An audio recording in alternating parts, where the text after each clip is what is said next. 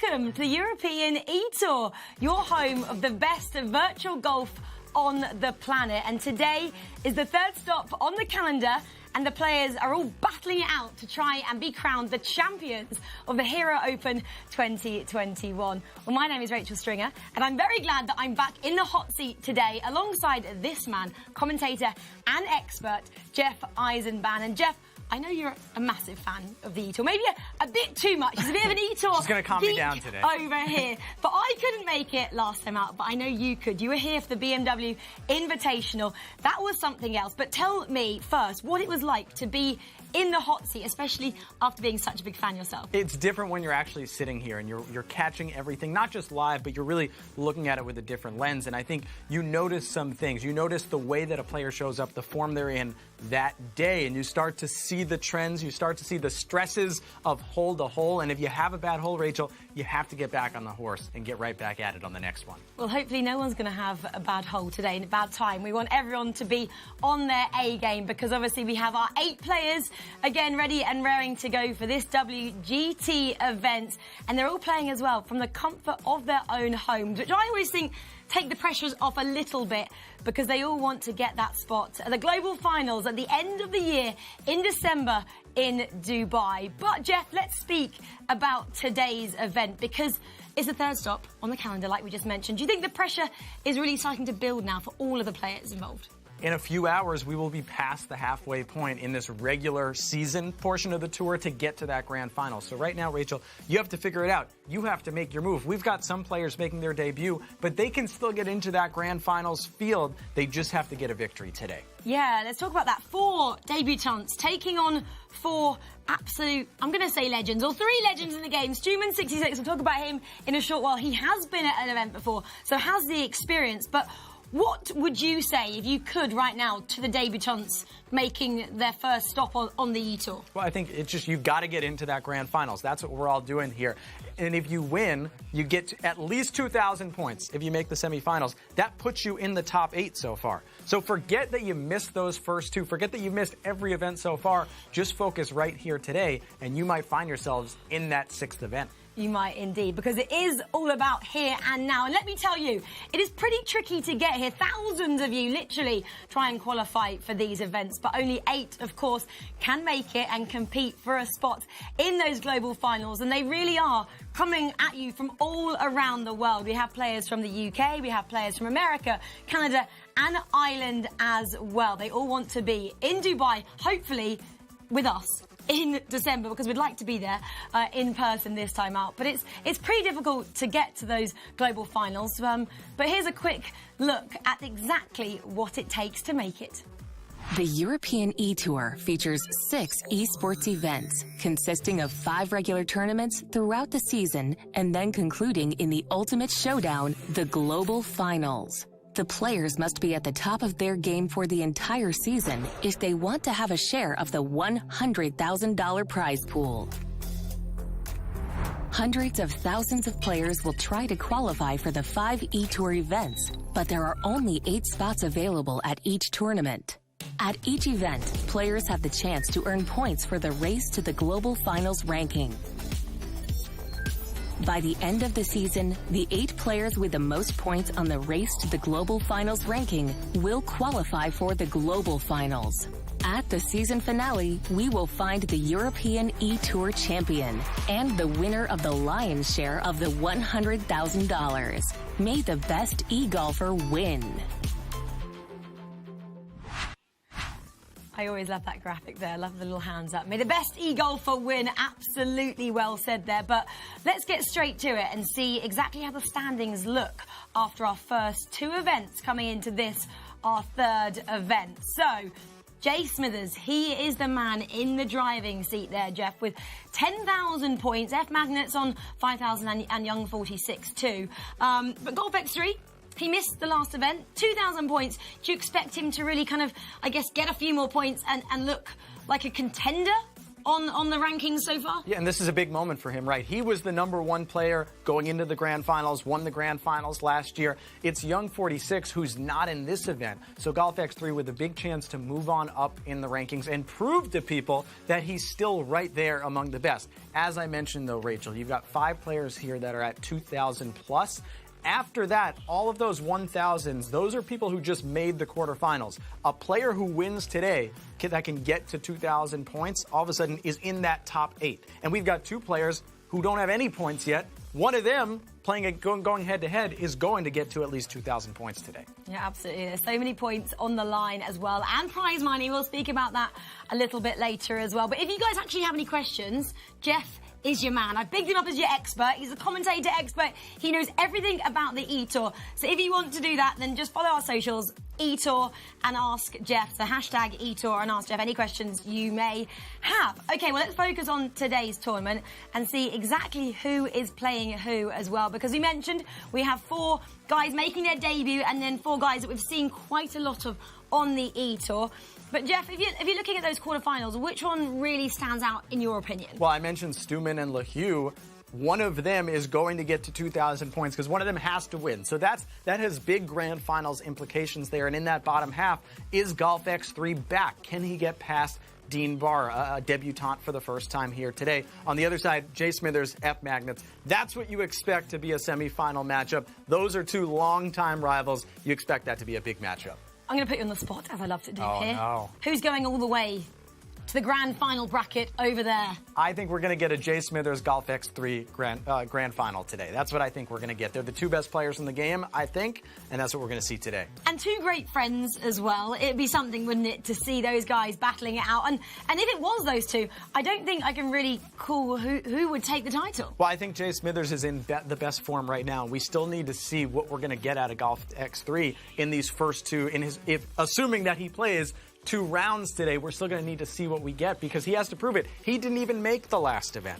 I know, he didn't indeed. We'll see how all the players get on, of course, because we're very excited about today's event. But the players are as well, and here's what they had to say coming into this tournament.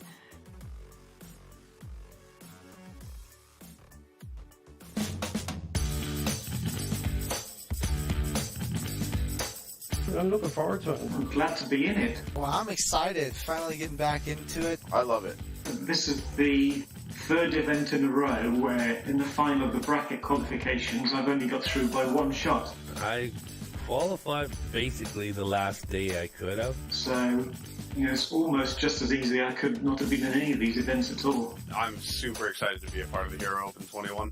It's the first live event I've qualified for after watching quite a few of the eTour events. I'm happy to qualify for the first time this year, get in the game, because I feel left out after last year. Euro Open is a dream come true. Haven't won a single tournament this year. Hopefully we can change that around. Right now, I'm just happy to actually have a chance at it. This is really cool. I'm very grateful that you guys put this on, and very grateful to be playing against the other players that made it. Keep up my best shot. Jay Smithers there, very grateful that we've put this event on. Jay Smithers, we're grateful that you're here playing some of the best e-golf ever because we love watching you. But give it your best shot. That sounds like us at the end there. That's what we're trying to do out here today. No, that sounds very British. It's like, we'll give it our best shot and see exactly how we get on in the end. That's what F Magnets always says, of course. But let's talk about our first quarterfinal then. It is Jay Smithers against Devon PA. Devon PA is making his debut here this time out. I mean, Jay Smithers looks like the man in the driving seat, sitting on the top of the table right now with 10,000 points. But Devon PA, what do you think he can do here today, Jeff? Well, I've labeled it as Devon PA. I assume that's his name because he's from Pennsylvania. He says his 2 favorite athletes are Jerome Bettis and Jay Smithers. I think playing a little mind game with his friend right now, saying that he admires Jay Smithers and everything that he's doing. These 2 guys know each other very well. They've practiced together. They play with each other. So I don't think Devon is necessarily scared of Jay Smithers because he's just played with him so much and seen his game. Well, Jay Smithers is my favourite athlete as well. My second favourite athlete. I'm going to go with Dame Kelly Holmes as my number 1. She's a runner, if you guys don't know, 800, 1500. Anyway, let's put that to the side. Let's go to Jay Smithers and let's talk about him. Okay, so this guy obviously taking the 2 titles so far on the eTour.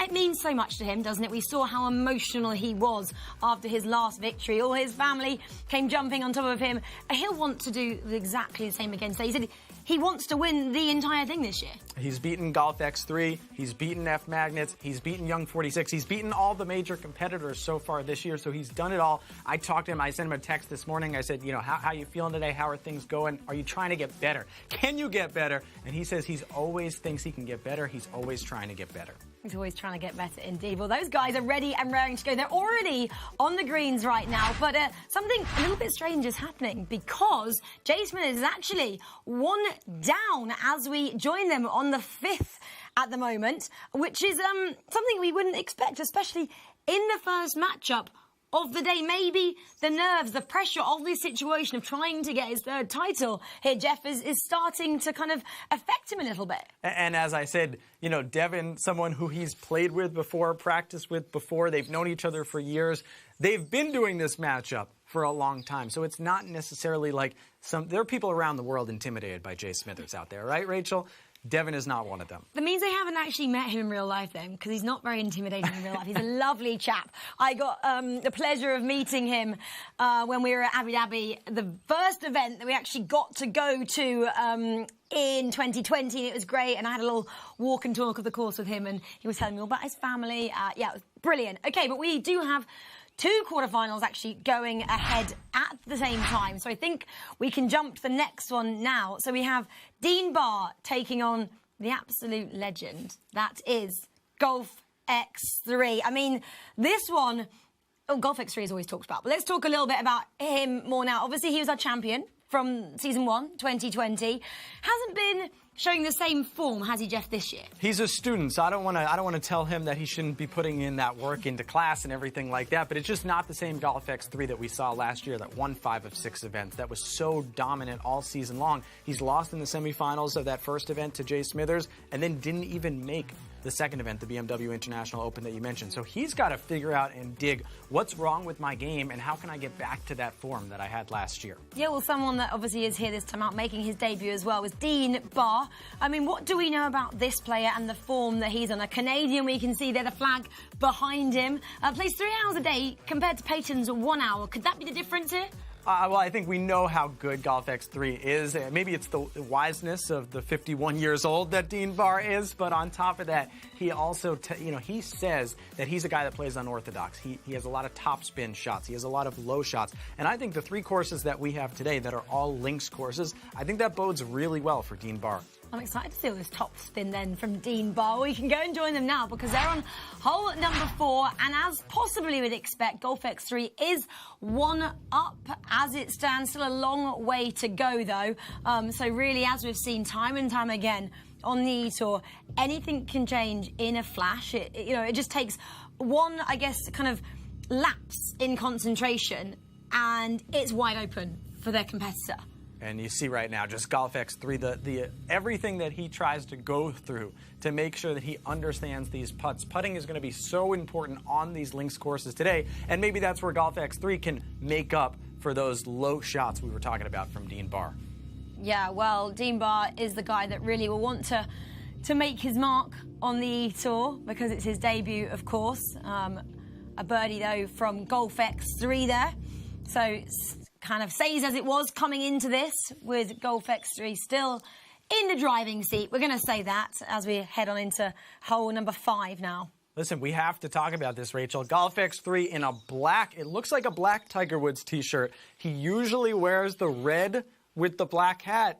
Maybe because of that lack of success this year, he's changing it up. No, Jeff, he's just toying with you. Wait until he gets to the semi-finals or the finals, and then he'll go and switch to his shirt as well, because, it gets quite sweaty in there when you're playing WGT at your best. You want to be efficient with your laundry, but I understand that, where he's trying to go about that. Yeah, I mean, if you were Dean Barr, though, coming into this, how much would you have watched Golf X3 because you potentially knew you were going to play against him? Would you have completely analysed his game, or would you like to come in a little bit more fresh and not really knowing exactly how he plays his game? I think you want to know your competitor, because I think you want to know, and look, these guys, I mean, take someone like Young 46 who's not out here. You can watch as many of his videos online as you want. You can figure out what he does. Everyone does as well. Everyone does, but Golf X3, maybe it's something that you go back and you see how he's played these courses. You see, okay, here's a hole that I'm not going to be able to beat Golf X3 on. He's probably going to get a birdie. He's probably going to get a par, whatever it may be that's going to be equal to me. But here are the opportunities that I really have to go for it, because here's where my game lends better, and this is an opportunity I might have. Yeah, totally. He's got to take this opportunity, especially at the quarterfinal stage, because if he does make it through to the semifinals, things are going to get a whole lot trickier, because it obviously becomes a little bit more important. We get to the business end of the competition. But so far, looking pretty nice there. Obviously, it was quite far from the hole, 163 yards at the moment, and quite a strong headwind there that we're seeing, which we see a wind, don't we, on these links courses? We do. We're going to see that, and I talked to Jay Smithers today, and he said he thought that lent well to him. You're going to see stronger winds, basically, on these links courses. Just a little note, in Young 46, we said he's not in the field today. He's probably already mad at me because I said that Jay Smithers and Golf X3 are the two best players in the world right now, but that's how I feel. Young 46, I will give this sort of knowledge that he dropped upon me once upon a time. He says add 6 yards for every 10 miles per hour of headwind, and 4.5 yards, take 4.5 yards off for every 10 miles per hour of tailwind. So that's a little bit of the math that goes into what these guys are doing. And when the wind is as strong as it is a course like Royal St. George's that we're watching right now, you really have to factor that quick math in.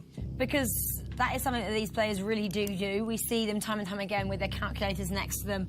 They're calculating so much, and you've just maybe given some guys at home a little bit of an insight into what it takes to be a top player. Be like, right, maybe you say it once more in about an hour's time. So everyone sits and continues to watch our stream here, and then you can tell them a bit more of the tricks and tips from Young 46. I feel like I have to plug Young 46's channels here. That's where I got my information. That's my journalistic note, is he's the source on that. Yeah, well, everyone obviously loves to watch his channels because he is such a great of this game. And a lot of people get into the game because of him as well. I know I've watched his streams before and tried to take a few tips, but I'm still not quite up to the level as some of these guys are. Well, actually, let me rephrase that. All of these guys. I'm nowhere near the level, Jeff, but I try my best. Big opportunity here for Bernie from Golf X3 to take advantage of this hole.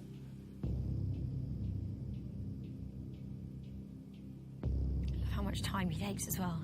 He really does just sit and control it, doesn't he? Really thinks about, well, because look how close Dean Barr was there. Yeah, he knows that this is a real opportunity to get this birdie, and you see a lot of the players are always going to try. They know the spots on the course to leave themselves with an uphill putt. So you see that up 5.8 inches. Golf X3 likes that, but his time, he gets a warning. So we get 5 timeouts. You don't want to use that 5th timeout. You really want to just use 4 timeouts, so you're out. So you really get 4 timeouts here. And like I said, Rachel, there's so much strategy involved because Golf X3 knows that this is a rare opportunity that you'll get to know that you can win a hole with this putt. So he's doing everything that he can to analyze every angle of this putt. Yeah, because 17-foot par. I mean, I know it's going up a little bit, like almost 6 inches, but it doesn't look the trickiest. So we've come across much trickier than that before. If it's real life, I'm just hitting this and hoping. But in this game, at 17 feet, and like I said, 5.8 inches uphill, so you can give it a little bit extra. You don't have to worry about it going by the hole. That's a prime opportunity. Well, nicely done there, hey. A birdie. As we expected, Golf X3 won that hole.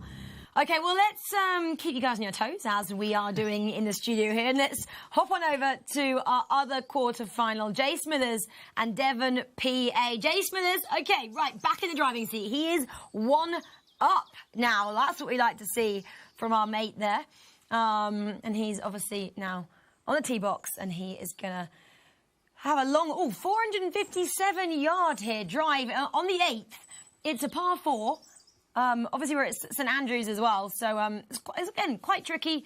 Not a strong wind as we just saw, but still enough. They'll have to do a lot of calculations there. Well, I was looking at his facial expressions. He's kind of looking, yeah, can't really read that one there. And now we get Devon a little simpler outfits from the two of these than our last competitors. Royal St George, correcting myself there. St Andrews, there's 2, obviously, British courses today. One in Scotland and one all the way down in Kent. Got my little graphics mixed up there, Jeff. But, you know, excuse me. Chambers Bay is the other course, and for those of you, this is the Hero Open. Not to confuse everyone, but the Hero Open will be played this week at Fairmont St Andrews, a different course in the Fife area of Scotland. Well, isn't there like 7 courses up there? I've had to do my my Scottish geographic research for this. Yeah, 7 courses up there, it kind of in the St Andrews area. Obviously, the oldest one is on Everyone Loves as well, which is the old course at St Andrews, and you can obviously play that on WGT. I've played that many a time. I actually did a mini tournament on that course myself. I think it was last year during lockdown. I didn't do too well at it, so we'll just move swiftly on from that. I was in that same tournament, Rachel, and obviously people didn't come here to just hear how we played the game, but I made the semifinals. Woo! And I was pretty frustrated to just miss making the finals of that event. I'm going to say nerves got to me. Not like they are doing these 2 boys right now, though, because Jason is there nicely on the green. Devon PA, can he match the efforts of Jay Smithers? Because he needs to keep within, I guess, 1 point now, because otherwise if he lets Jay Smithers get too far away, he literally runs away with it, doesn't he? Yeah, and Devon was 1 up when we started. Jay Smithers has won back-to-back holes.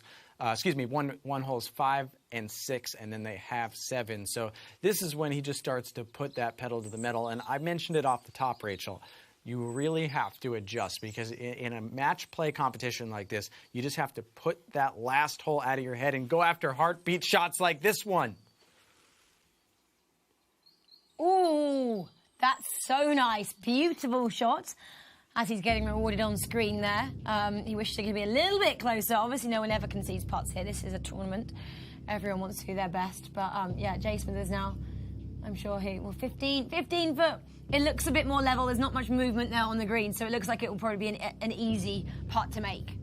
It looks like it does. Devon in there close. You'd assume he tapped that in. So the pressure shifts to Jay Smithers a little bit. And I mentioned it as we were watching Golf X3 and Dean Barr. You almost always want to have an uphill putt. Little difficult on this hole because of that ridge that was in the front. That's why Jay Smithers put himself in the back. It's not a terribly downhill putt, but the downhill putts are definitely more difficult.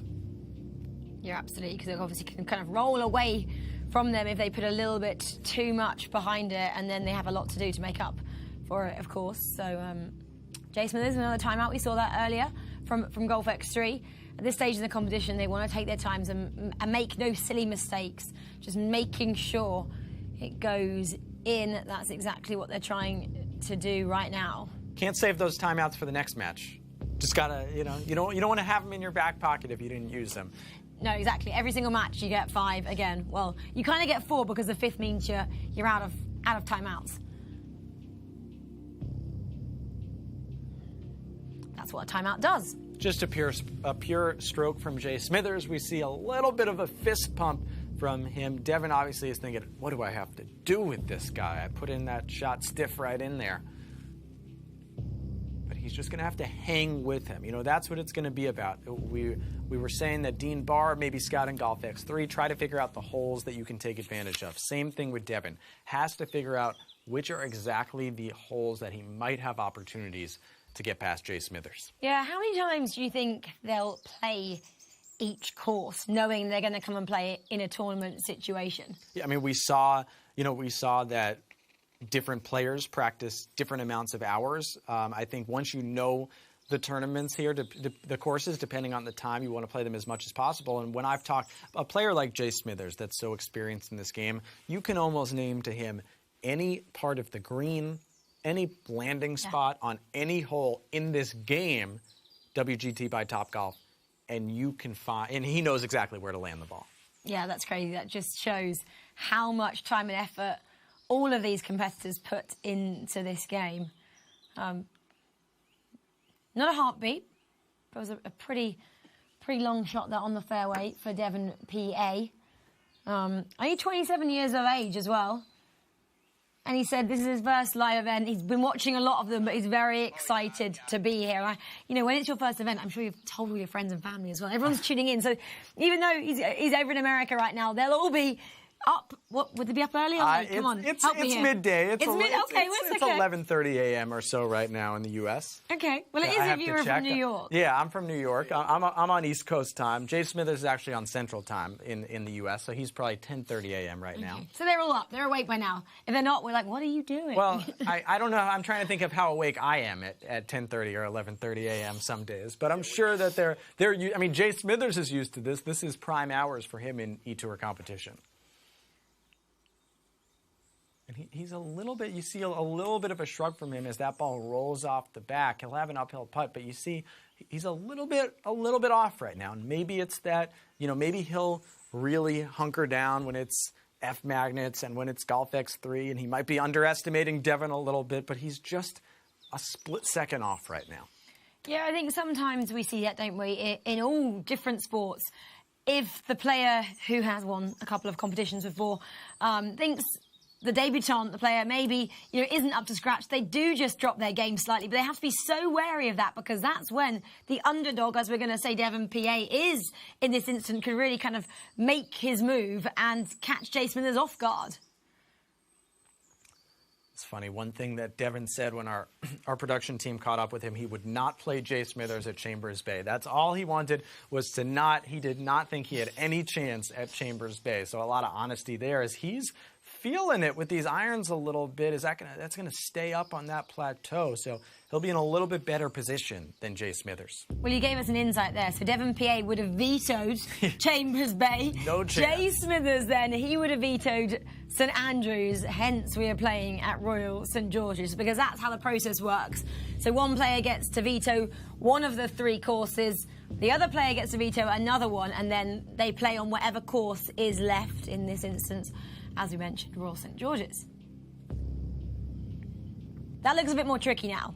Yeah. From this angle, obviously we are going uphill again now, which is what we're saying is more favourable. You want to be uphill, you don't want to be 22 feet uphill with a big swing and break. Yeah, definitely not. Especially on a hole like this, number 9 at Royal St George's, you saw just that plateau that you have to land on basically an island on the green where this particular hole location is, or you'll go off. And another timeout by Jay Smithers. We don't usually see this many timeouts in the quarterfinal stages and on the front 9 as well. This is slightly worrying for someone like Jay Smithers, possibly, that he is feeling a little bit nervy today, possibly just because the pressure is on Jeff. He's won 2. He wants to win them all, he said. And he's got to step up to the mark again today. Well, I think as we'll see this putt, I don't think he expected to be just one up through 8 holes. This is the 9th hole. What a putt by Jay Smithers, burying that birdie. Now he's starting to feel it, and he needs to use those extra timeouts to get, I think, what I was going to say, Rachel, his rhythm back. I think that he realized he was a little off today, slower start, and that's why he's using those timeouts. Yeah, when it is like that, you just really need to grind out the game in the early stages to get that win, to progress further in the competition. Let's see what Devon PA, though, can do right now. Only 12 feet uphill. This is a pretty simple putt for the top players in this game, but Devon has to reel himself in right now. He just had 2 great iron shots compared to Jay Smithers, but the putting of Jay Smithers has turned all of the pressure onto Devon.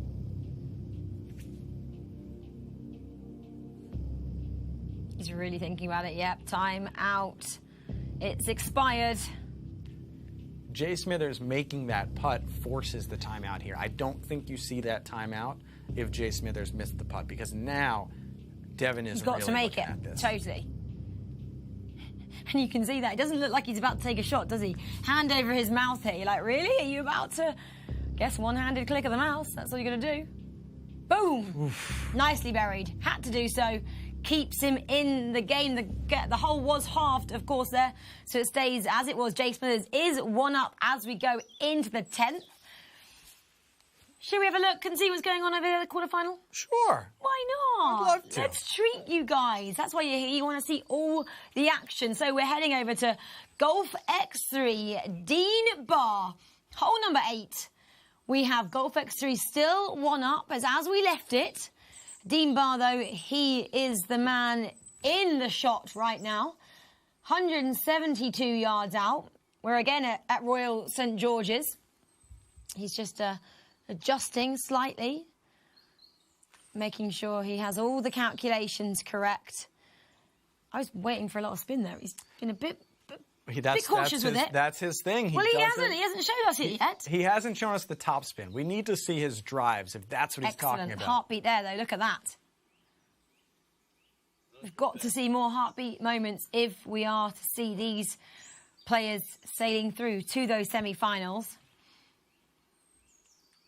And that flag is in the back there. You're going to see that a lot at Royal St. George's. A lot of these holes have multi-tiered greens. You have to land the ball. If that pin is in the back, you have to get it to the back without rolling off, because then you're in a really difficult position if you roll off the back. Yeah, no one wants to do that, of course. That would not be advisable at this stage. Oh, hands on his head from Dean Barr there. I would say that, oh, it's not a good look, because it wasn't that good. It was so close to it, just literally skimmed the edge there. Went a little bit too far. Golf X3. You could just see the frustration from Dean Barr. You don't want to have a heartbeat moment and miss the putt. That's what it comes down to out here. In Golf X3, I don't think we're going to see him use a timeout here. He doesn't mess with opportunities like this. I'm looking into the chat a little bit as that one goes down, Rachel. We got a lot of Dino fans out there, a lot of Dino. So he's got some support, even if he's down 2 now. He won't be looking at the chat, though. He'll be very much focused on the game in hand. But maybe if he can hear us, who knows? Sometimes they do hear what we're saying, and especially Jace Millers, he's been known to kind of say, or have a few words to say back to us if he doesn't like what we're saying about him. All in good spirit, of course, but still, Jace Millers likes to get as vocal as we do on the desk here, Jeff. What else is going on in the chat? I see. Excuse me if I'm getting this wrong. Kaif de Sol is watching from South Africa. So we're glad to hear people from around the world watching. Rachel, we've had 8 events, 8 American winners. Come on, let's get outside of my native United States here. Well, we might get an English winner, because obviously F-Mags. Then we can kind of say he's a Brazilian as well, because he spends a lot of time out in Brazil, doesn't he? But originally was from England, of course. But yeah, we've got obviously some Canadians this time out. We've got American. We've got some guys from England, and then Ireland as well. So yeah, with no South Africans, unfortunately. What was his name? Can you not join in?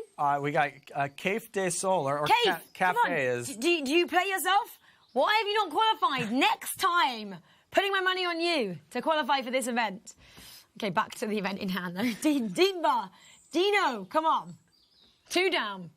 It's got to start making some moves now, though. A little bit too short again.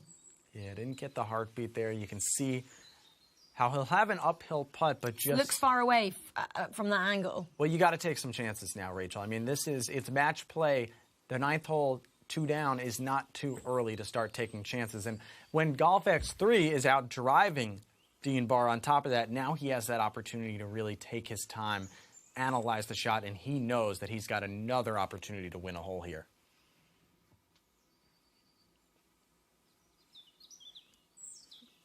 Not quite a heartbeat moment, but an excellent shot all the same from Golf X3.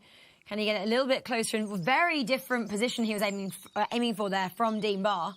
So it'll be interesting to see what their putting is like on that. It looked like Golf X3 just ran down the hill slightly there, so possibly slightly further away. It's still moving as well. It hasn't quite stopped yet. Now, there might be some game strategy there, all right? Golf X3 might see that that's where he'd rather putt from in this situation. Who knows? Yeah, and obviously if you progress, you may find yourself playing again at Royal St. George's and then kind of gauge that from if Dean Barr gets the better shot here or if Golf X3 does, of course. So again, just finding the right line to play. A little bit of movement again. Not, well, actually it's moving in a few places there, isn't it? So nearly a 20-foot putt here, slightly uphill. Let's see if he can get this one in.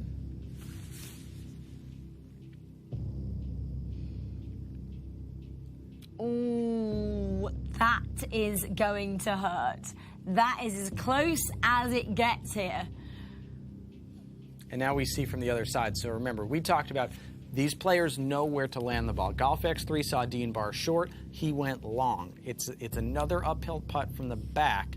You see that hard breaker right to left, although I think most of the break Golf X3 can avoid here. Similar distance, of course. It's gonna do pretty much the same thing, just skims the outside of that hole there. So they're both back with it all to play. It looks like it's gonna be another hole halved at this stage. No one's gonna miss from here, surely, Jeff. Yep, nicely done. The Dean Hive in the chat can take a rest for a second, can breathe easy, knowing it looks like this will be a halved hole, and it'll be just, listen, Dean Barr just 2 down to Golf X3 through 9. That's okay. That's all right. I said, unfortunately, he gets the 3 seed, and this is his reward, playing the 5-time champion. But he's still right in it. Let's leave that quarterfinal there and go and see what is happening in the matchup against Jay Smithers and Devon PA. Jay Smithers, you can see 2 up now on the 12th. So this is looking like it's possibly going to go Jay Smithers' way because we are on the back 9 now at Royal St. George's and not many holes left to play, Jeff. Not many holes left to play. It kind of brings back some of those memories from the Open Championship earlier this year. Colin Morikawa winning that. Rachel, Royal St. George's was the first course outside of Scotland to host the Open Championship in 1894. Love your factoids. Keep them coming throughout the next 3 hours, please. I don't remember it. Oh. 1894. I don't know. You're not around then? No. Sure? Nope. Oh, okay. Someone gets me a flux capacitor. Maybe in your head. You can watch it on YouTube. Those kind of yeah, I'm you sure. Even watch that I'm sure. 1894. Yeah. You have to read about it in like in a encyclopedia of golf, don't you? Really. But okay, let's talk a bit more about Devon PA then, because he is someone that's making his debut here this time out. What are his expectations? I always love this when we talk about their expectations.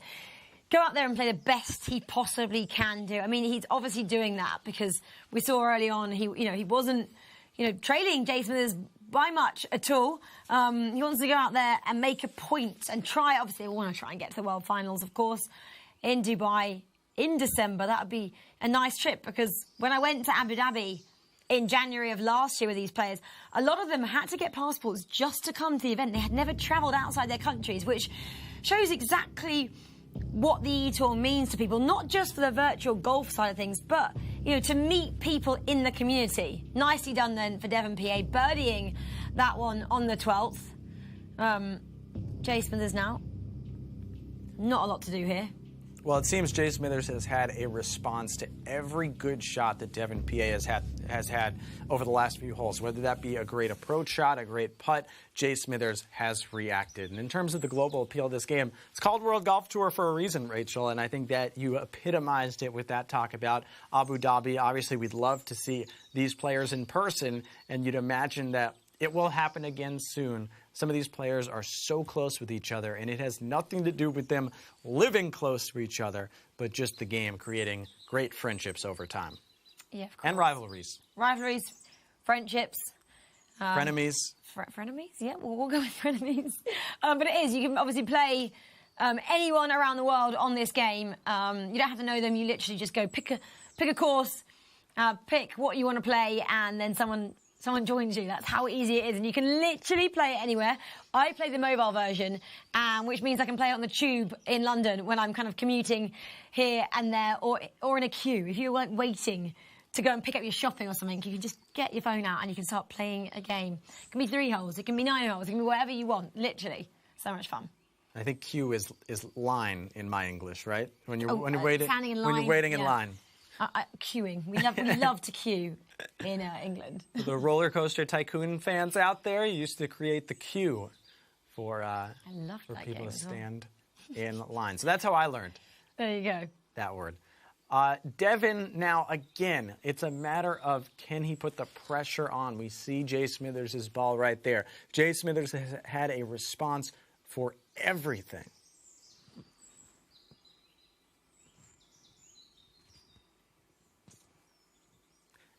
And for Oh, it's still slightly rolling, slightly. But on the green, again, you can't tell much, can you, from these players' facial expressions. Devon PA is not giving anything away there. I'd love to hear what these players are saying. Sometimes they're quite vocal, especially if you get Jay Smithers up against Golf X3, which we might get a little bit later on in the competition. They'll have a little bit of a chat. Well, there was no heartbeat on that shot, which had me thinking, where is this going to end up? It was pretty good for a non-heartbeat shot. Devon might be coming down the hill a little bit. This is confidence right now, Rachel. Jay Smithers removing the flag and getting the heartbeat from the fairway 120 yards out. Oh, I thought it was bouncing in. That's how confident I am in Jay Smithers. He's going to bounce in. If he takes the flag out, he's confident. So he puts himself inside of Devon PA, and this just 10 feet, but you see that hard left to right break. Not a given here.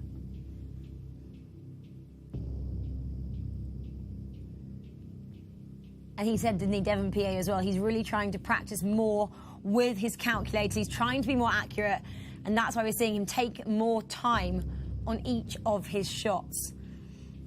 Well, I think with the eTour existing these last 2 years, for a lot of casual players, for a lot of players who think, I'm good, but how good am I? All of a sudden now they think, look, this is an esport. This is something that I can, make money in. This is something that I can be really successful in. I need to treat it a little bit more seriously, and that's what you get. You talk about the calculations, you talk about all the little things that you have to get done. That's a great putt from Devon PA. And we're expecting Jay Smithers to back it up with an equally great shot, because only 3 feet to the hole, and he does it nicely there. There we go. So we're moving on to the 14th with these two players. But let's go and join the other quarterfinal on hole number 11. Dean Barr and Golf X3. Dean Barr, though, is unfortunately still 2 down, but he is a fan's favourite. Can he bounce back knowing that the community really is behind him? Golf X3, though, now with only a little 6-foot putt. Downhill, though, only slightly. Looking like it will be pretty easy for him to just put this one away. We see him doing some quick calculations. We've also seen him stop using the timeouts, and when he's got that lead, work a little bit quicker.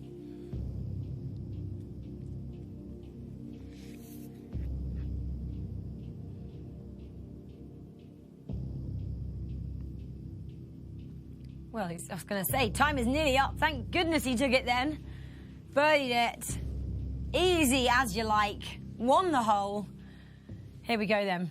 My knee buckled a little bit on that, Rachel. It was a little fast, worried? a little fast. Well, not so much worried. That was such a short putt, but I think he gave it a little more speed than he actually anticipated.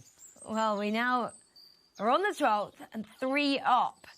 That's a pretty difficult number to bounce back from at this stage in the competition. I feel like when Golf X3 gets this far away, he just runs with it.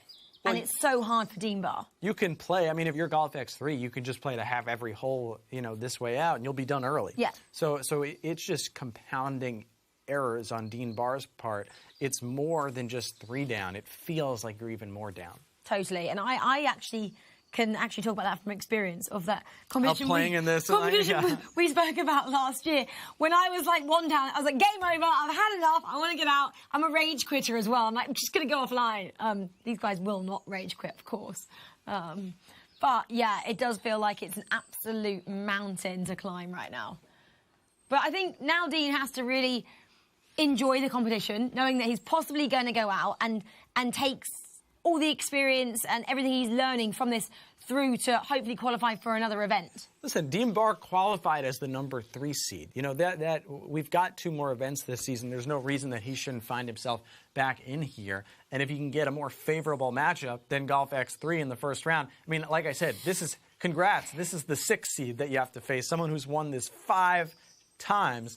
So, it's great experience. Like we said, with those 2 events still left. But Golf X3, hitting heartbeat shots like this, it's just hard to stop a guy when he's spinning balls, has that golf ball in a string like that.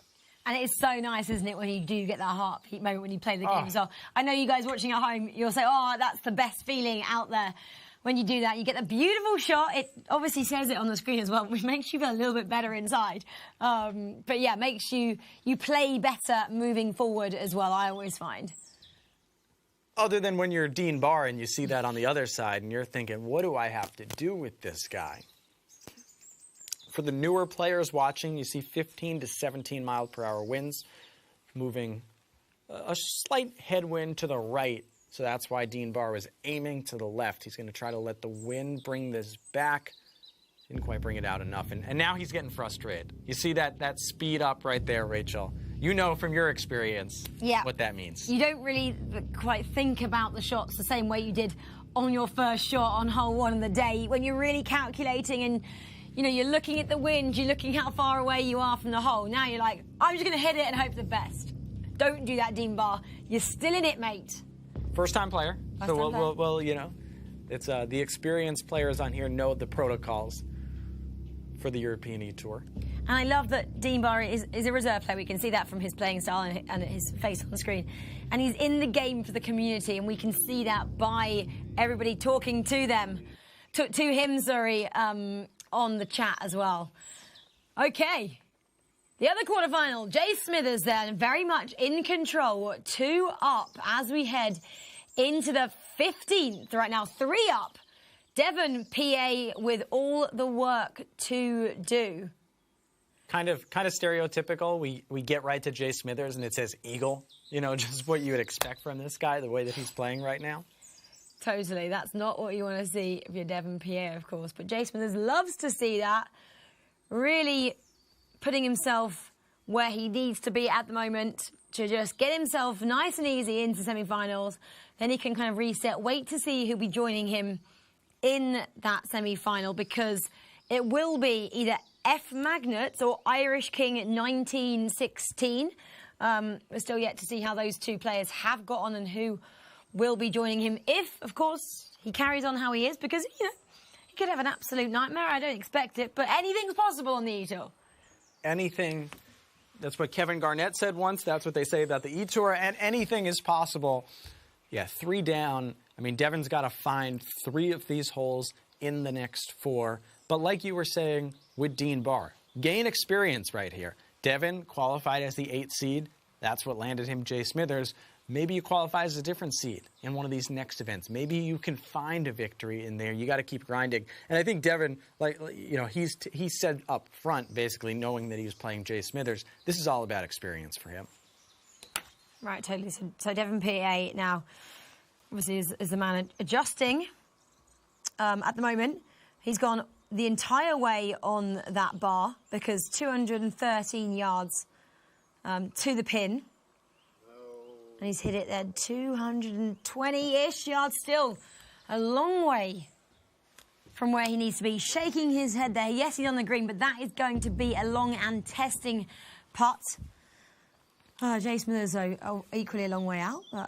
This is the 15th par 4, so strong headwind as well. So he needs to really, you'll see, I'm sure, that the power bar at the bottom, him going all the way as well, to try and get as much power behind his shot as possible. Yeah, this is just a really difficult shot. A second shot on a par 4, like you said, 212 with that 16 to 18 mile per hour headwind. We see him playing a 3-wood that would go 242 full. And how about the heartbeat? This guy knows his math. This guy sends one over that hill past the pin, but he's going to love that. He is going to love that, and he'll love it even more, because if he wins this hole, then he's won this matchup, and he will be our first semi-finalist of the tournament here at the Hero Open. And then he can just sit and relax, and he's really got himself into the tournament. But here, look at that. I said it was far out. 30 feet out. I mean, Jeff, what should he be looking to do at this moment? Well, I'll tell you, I'm going to be surprised if Devon actually putts this. Although it looks like he's going to putt it. I expected him to use the timeout. He's just going for it. Wow. That was always going to be a tough ask, knowing what was at stake there. Jay Smithers, if he gets this in, which we're expecting him to do, because, okay, it's under 10 foot, so it's a pretty easy one for him to do. Pretty standard. Then we are saying goodbye to Devon PA. But I really want to get a couple of words from him because it's his debut. I want to just see how he found the entire experience. But let's just sit and watch this master at work here. I want to know if Devon wants Jay Smithers to just finish him off here or let him linger around for one more hole. Okay, let's just watch the master at work.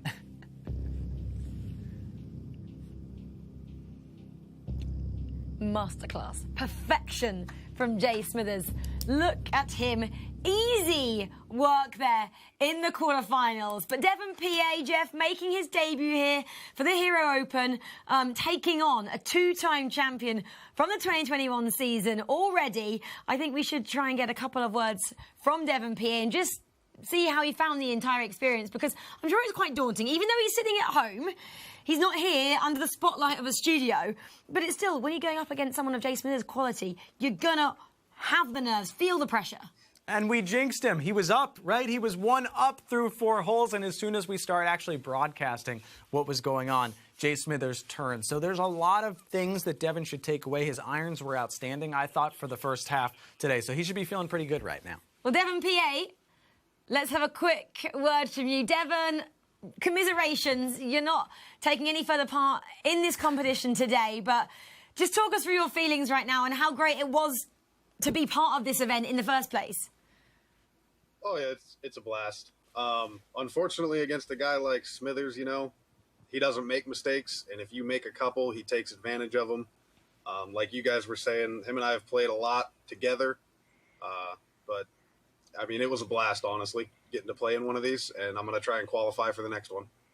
Yeah, absolutely. So you want to qualify for the next one, but how difficult, though, Devon, is it to qualify for these events? We talk about the fact that thousands of people try and do so, and you, of course, are one of the 8 that managed to do that this time out. It's about learning the clubs and learning that course, because you have to know how to play that course in the bracket if you want to make it. And if you're smart, you'll play the bracket to try and avoid all the guys who can shoot real low. That is it, isn't it? It's all about tactics, even in qualification, Devon. But Devon, thank you so much for being part of this tournament today. We really hope you can qualify again, and we'll see you on another event on the European eTour. Yep, thanks, guys. Thank you so much. Oh, it's so great to hear from him. Shouldn't give too many tactics away, though. Everyone will be like, oh, so you have to qualify during the bracket. OK, tactics come into play all the time. OK, well, let's go back to the other quarterfinal, taking place at the moment. We are on the 14th at Royal St George's. Dean Barr, Golf X3, 3 up. Looks like he's going to be going through to the second semi-final, where he'll wait to see if he faces Steumman at 66 or Hugh. They're the 2 guys in the quarter-final number 2, which we'll see a little bit later. Yeah, the big 3 in this competition, Golf X3 got the better half in terms of being, not having to deal with F magnets or Jay Smithers. Dean Barr, again, we don't know where this ended up because of how he just fast-forwarded. So it wasn't a heartbeat shot. I can tell you he probably didn't like it, though. You know what? I think that's what Golf X3 possibly does. He looks at who's qualifying, and he does a Devon PA and goes, actually, I want to be in that side of the bracket. Yeah, I think because he's obviously coming in 6th rank today. He's not daft, that guy. If it was that easy, I'm sure. Look, there is game strategy there. I mean, they want to be in better positions. By the way, that was not a bad shot by Dean Barr. Another solid shot by Golf X3. Only 4 holes left to be played, though, for this quarter-final. So Dean Barr needs to do something now, because otherwise it is very much going to go Golf X3's way, like we just saw Jay Smithers doing so. Easy as you like there, Golf X3. I love that when he kind of like looks away from the camera. I'm kind of like happy with that, but I don't want to celebrate too early. It didn't look like he hit that putt exactly as he wanted, but just a short enough putt that there was enough margin for error that goes. Dean Barr should make this one easy as you like. Of course he does. Birdie for Dean Barr then. Hole was half, which means we go into the 15th with Golf X3 still 3 up. Yeah, look at the facts on the screen. They didn't qualify, did he, for the last tournament. first of your tournaments here, Jeff, the BMW I Invitational. felt like it was something I said or something that he didn't want to be a part of it. He knew you were here. He was like, I don't want to work with that guy this time out. Maybe next time. He was like, actually, you did a great job. I'm going to come and join in. Well, I'm joking, by the way. My jokes are terrible. No. It is outstanding British dry humor. But I'll tell you that, you know, for those who don't know, he was in all 6 events the first year, wins 5 of them, wins the grand finals. You're thinking, as long as the eTour exists, will anyone even show up to try to beat this guy? He loses to Jay Smithers in the first event this year, doesn't make the last one. And it's good to see him out here controlling this match, because a lot of people were asking, where is Golf X3? Can he get back to the form he was in the past? Yeah, and he obviously can only meet Jay Smithers as well in the final, which will make the tastiest final as well. Would love to see that one, because I mentioned it before, those guys are such good friends. It's always great because they actually chat to each other during the broadcast as well. Maybe not the back 9, but the front 9, there's a bit of banter going on. Not when it comes down to the business end of the tournament, though. OK, so Dean Barr. Lots of work to do on the 15th now. He's gone the entire power bar there. Excellent stroke. Strong wind, as we'd expect from these links courses. Little bit too far, though, for anyone's liking on that one.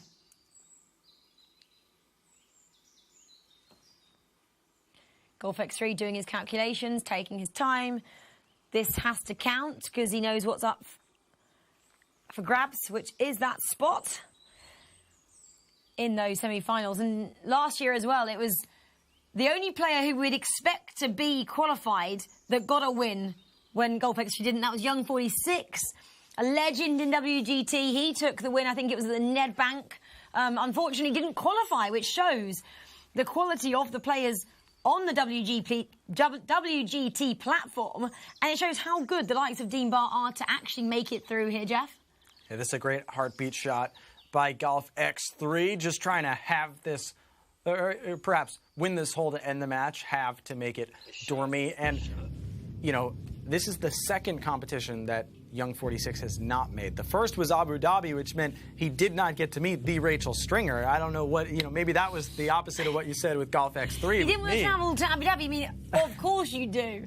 No. He still talks about that, surprising that he wasn't able to be a part of that, and I'm sure he's watching here because he will, in all likelihood, be in the grand finals. There is still scouting to be done, and just because you don't make one of these events does not mean you're out of the in the running for the entire season. No, totally. But look at this. Look at exactly what Dean Barr has to do. A 25-foot putt here, slightly downhill, which we know can sometimes run away from you if you get it a little bit wrong. Got it right, though. Look at the reaction in the screen there. He's liking that. Dean Barr, what a character. Didn't even let us, didn't even want us to see it. I know. Didn't even want us to see it. Out of there. Obviously, made it nice. It went in. Just wanted to bury it. Golf X3 did not react at all to anything that was going on. Golf X3, that goes in. Techie issues we hear from Dean Barr there. That's because we're bringing you this from all around the world. But we're now on the 16th. Okay, this is where it's going to be won or lost, right? This is it. Par 3 here. I mean, Dean Barr can play the best hole. He, you know, if he doesn't make a hole in one and he leaves that door open for a birdie, Golf X3 is. I feel like he's frustrated right now. He's got places to go, people to see, and he's got to play one more extra hole after what Dean Barr just did. Probably got some studying to do, actually. Yeah. Probably got some homework to do before he has to go back to college on maybe Monday next week. I don't know what his schedule's like. It's probably pretty hectic. Here we go. Golf X3, flag stick removed. That's how confident he is here. He's pulling at what we saw from Jay Smithers from the fairway. Golf X3, I'm sure he has had a hole-in-one on this hole in his play before. But we didn't see a heartbeat there. That's hard when he takes the flag stick out. Golf X3, you're making it very difficult for us here. Didn't see a heartbeat. Okay, Dean Barr, you have to step up to the plate now, my man. No. I believe. On the green. Yes, and so that's what we saw. Thank you, Dean Barr, for giving us that replay to the world of Golf X3 so we could see exactly what went on.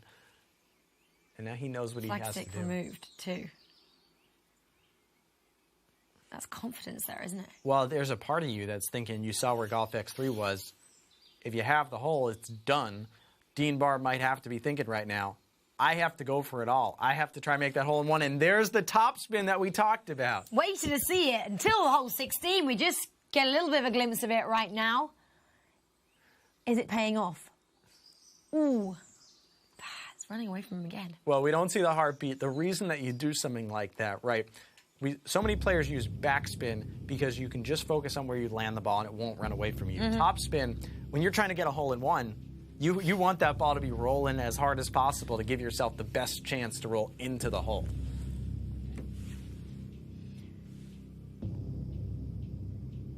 Dean Barr then with a make or break putt now. I'd expect him to take a lot of time on this one. He's going for it. Slightly over that heartbeat moment, but oh, so close there from Dean. He's going to be gutted with that one. So Golf X3 not even wasting any time. He just needs a 2-putt to win.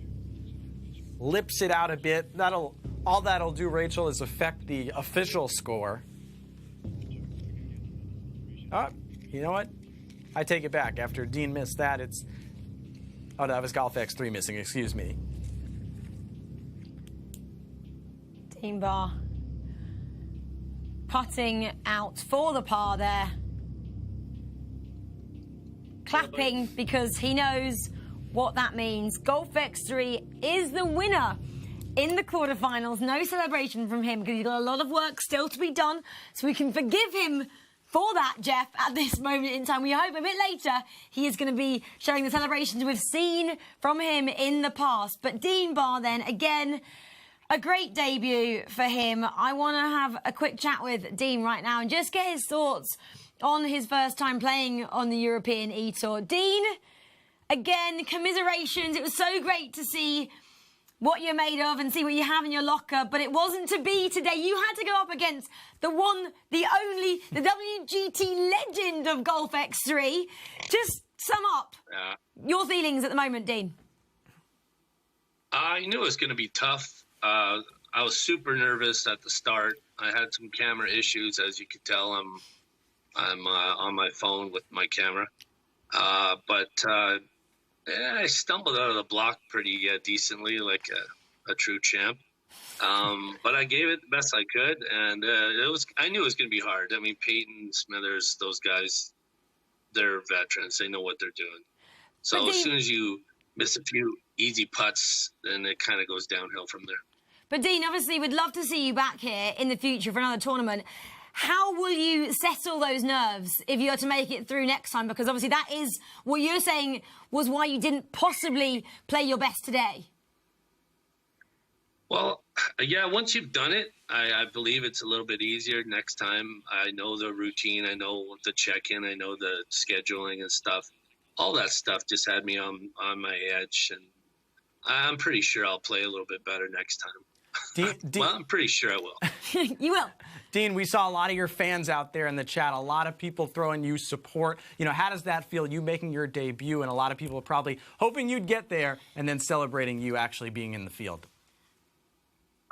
You know what? I've got a tight group of people in my country club, friends with almost all of them. You know, I just think it's awesome. I love the support. I wish I could have done better, but keep on keeping on. It was fun. I really had a good time, even though I'm still shaking. Well, go and settle those nerves, because everyone was saying, Dino, we hope we'll see you back here on another eTour event. Thank you so much for being a great competitor. Thank you, guys. Thank you very much. Love that. I love what a great person he is in the community as well. It's so lovely to see. The heartbeat shots are real. They're real. Right? They're real. He's shaking, he said. Okay, well, some people that are not shaking have made it safely through to the semi-finals. Let's check out the tournament bracket right now and see who those guys are and who's still in with a shot of making it through to the grand finals. There we have it.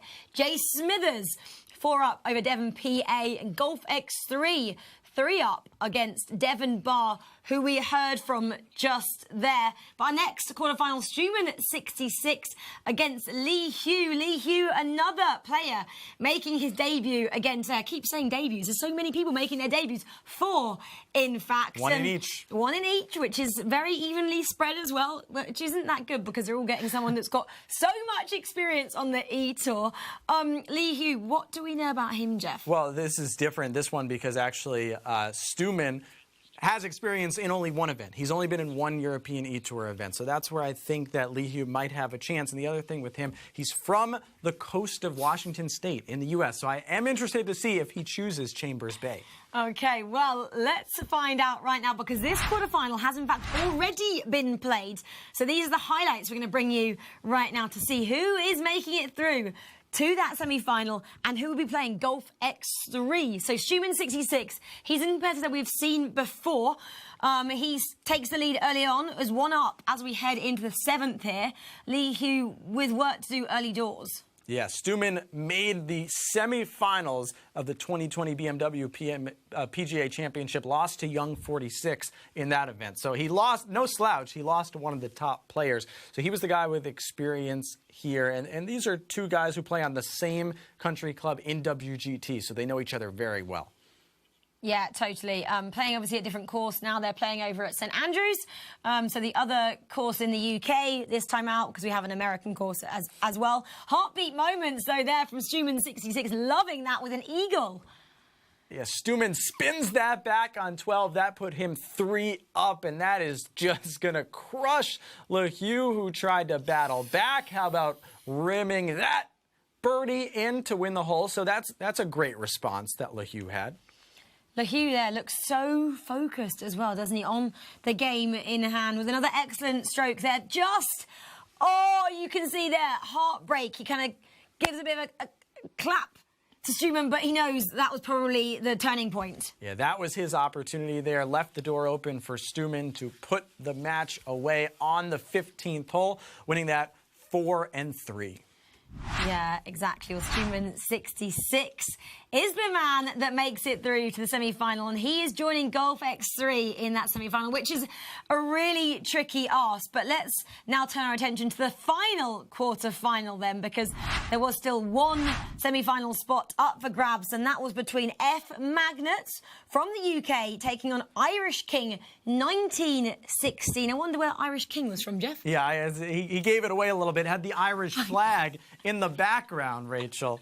Ireland, of course. Okay, so let's see how this one unfolded. This, again, was played earlier, so these are the highlights for you now. F Magnets 3-up on the 7th. He was completely dominating from the outset there. And that was such a lovely birdie on the 7th there. Could Irish King respond with anything? Ooh, no, just missing that one. Yeah, he thought that would bend the same way that it did Chambers Bay. That's the first time that we've seen that. Those greens, so tricky. But F Magnets, so good with the putter, although put that a little too far out. Yeah, 4-up then as we go on to the back nine on hole number 11. Really taking it to Irish King and showing him what he is made of. Didn't look like it was to be Irish King's day.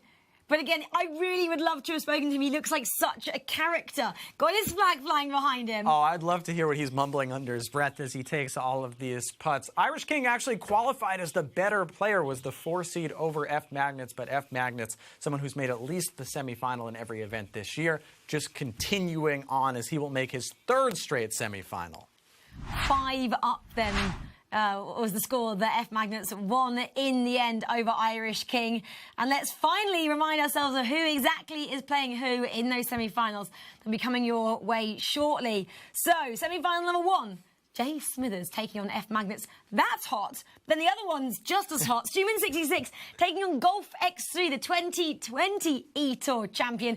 Those two, which one are you most excited about, Jeff? Well, Jay Smithers, F Magnets. And part of it is F Magnets now has made 7 semifinals. In 7 events, he's made a couple finals, but he just can't beat those big players. That's who he's trying to get past. He's got another opportunity here with Jay Smithers. Is today going to be the day? We're going to find out very soon. But for now, I need to watch this one carefully because this is exactly what happened last time out when I wasn't here. You were. This is the BMW Invitational. Enjoy this one, guys.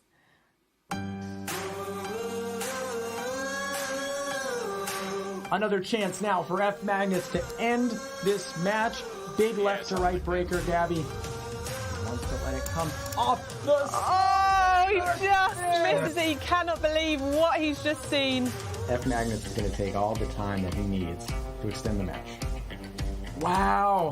F Magnets just over the side, and Young 46 is headed to the final of the BMW International Open.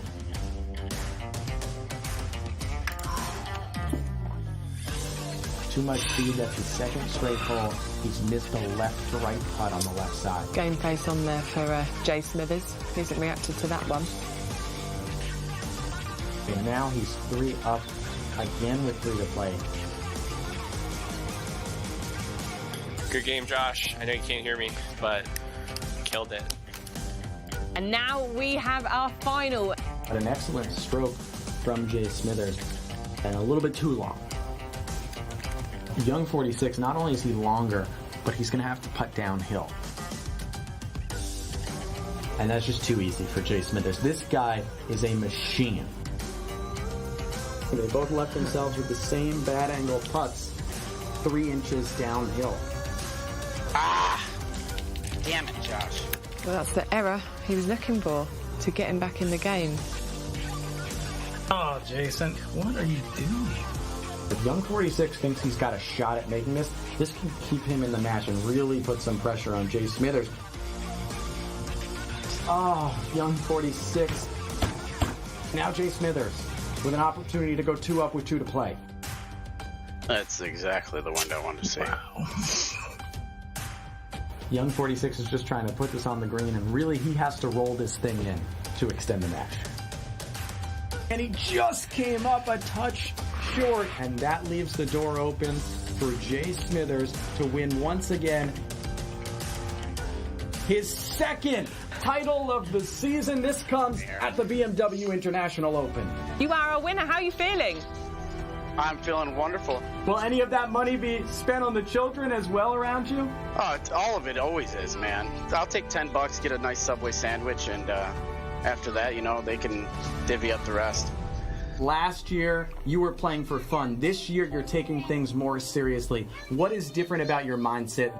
You know, I got so close last year, I realized that all I got to do is put in a little more work, and I can win a few of these things. Well, absolutely. You've already won 2 in a row, may I add. So what's it looking like for the third, surely, when it gets to that stage? The plan is to win them all. Josh ain't going to win the next one. I'll be back. Trust me. I love that quote from Jay Smithers. Put in a bit more work and I might be able to win it. Well, that's usually how it works, Jay Smithers. You know, you put in the hard work and the results come. But I love that his family were there celebrating with him. And you asked him, what is he going to spend the money on? The kids? Well, of course, I always spend the money on the kids. Well, he said that a golden retriever might be in the cards for the family. And I believe the family already has 2 dogs. So they want even more. But listen, he continues to rack up cash this year, so I think save it up, see what happens. Also, just great to see the emotion of Jay Smithers. We mentioned, you know, in the pandemic, like so many people, his life has gone ping-ponged around back and forth, and for him to be getting this cash, for him to be getting this success, just an incredible story. Yeah, absolutely. I love that story. I love Jay Smithers, but he is going up against someone who is ready to knock him off that top spot. It's F Magnets that we always talk about as being one of the best in the game. He's yet to really prove himself, isn't he? Especially in season 1 and now in season 2. Still hasn't taken top honours. But this is the guy, Chris Aitken, of course. He spends a lot of time in Brazil. He's obviously from the UK. He is such a great guy in the game. But what do you think he needs to do this time to take it to Jay Smithers? Well, I'll tell you that he did tell us he's been seeing we'll get into this. He's been seeing a mental coach, Jay Smithers first, who we're going to take a look at here. 2 wins this season. He's the man to beat. We knew what we were getting to coming in. You wouldn't have said this before the season. You would have thought Golf X3 would be the top player, but Jay Smithers undefeated so far this season. Yeah, absolutely. Well, let's have a look at their head-to-head then, shall we? Because these guys have played each other, of course, a couple of times in the past. But eTour matches, Jay Smith is 26 to F Magnets is 22. 18-30 in terms of wins. One draw. How many times they lost? Very close again. F Magnets 9 to Jay Smithers is 7. I mean, looking at that, there isn't much in it. Okay, the win percentage is the only one that's really standing out. On paper, it looks very similar in terms of just the body of work, but of course, Jay Smithers has those 2 titles this year. They met the event you called earlier this year, Rachel, the Portugal Masters. They met in the finals, and it was Jay Smithers getting the win there. Yeah, absolutely was, of course, because he's the guy that's taking all the points, taking all the cash, and taking all the glory as it stands at the moment. But that is semi-final number 1.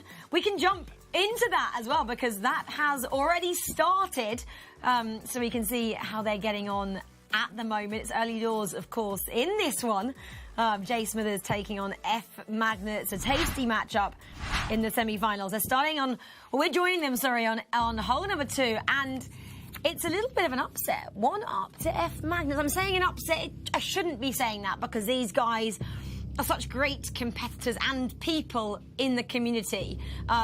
This is very early doors, so I'm not going to really... I'm taking back upset. Well, no, you know why? I'm going to stand by what you said. Thank you. Makes me feel better. Partly because, as Jay Smithers has a downhill putt here, we heard it from Devon PA earlier. No one wants to play Jay Smithers at Chambers Bay, allegedly. As he misses another putt there, it trickles back.